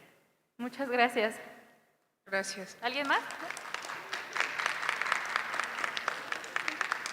Muchas gracias por estar hasta esta hora. Gracias por acompañarnos y cualquier cosa, duda, pueden escribirnos a nuestros correos electrónicos que ya no se pudieron proyectar, pero les vamos a mandar el material y los casos clínicos resueltos vía correo electrónico para que igual ustedes los tengan y cualquier duda o comentario nos lo pueden enviar a nosotros. Gracias. Gracias.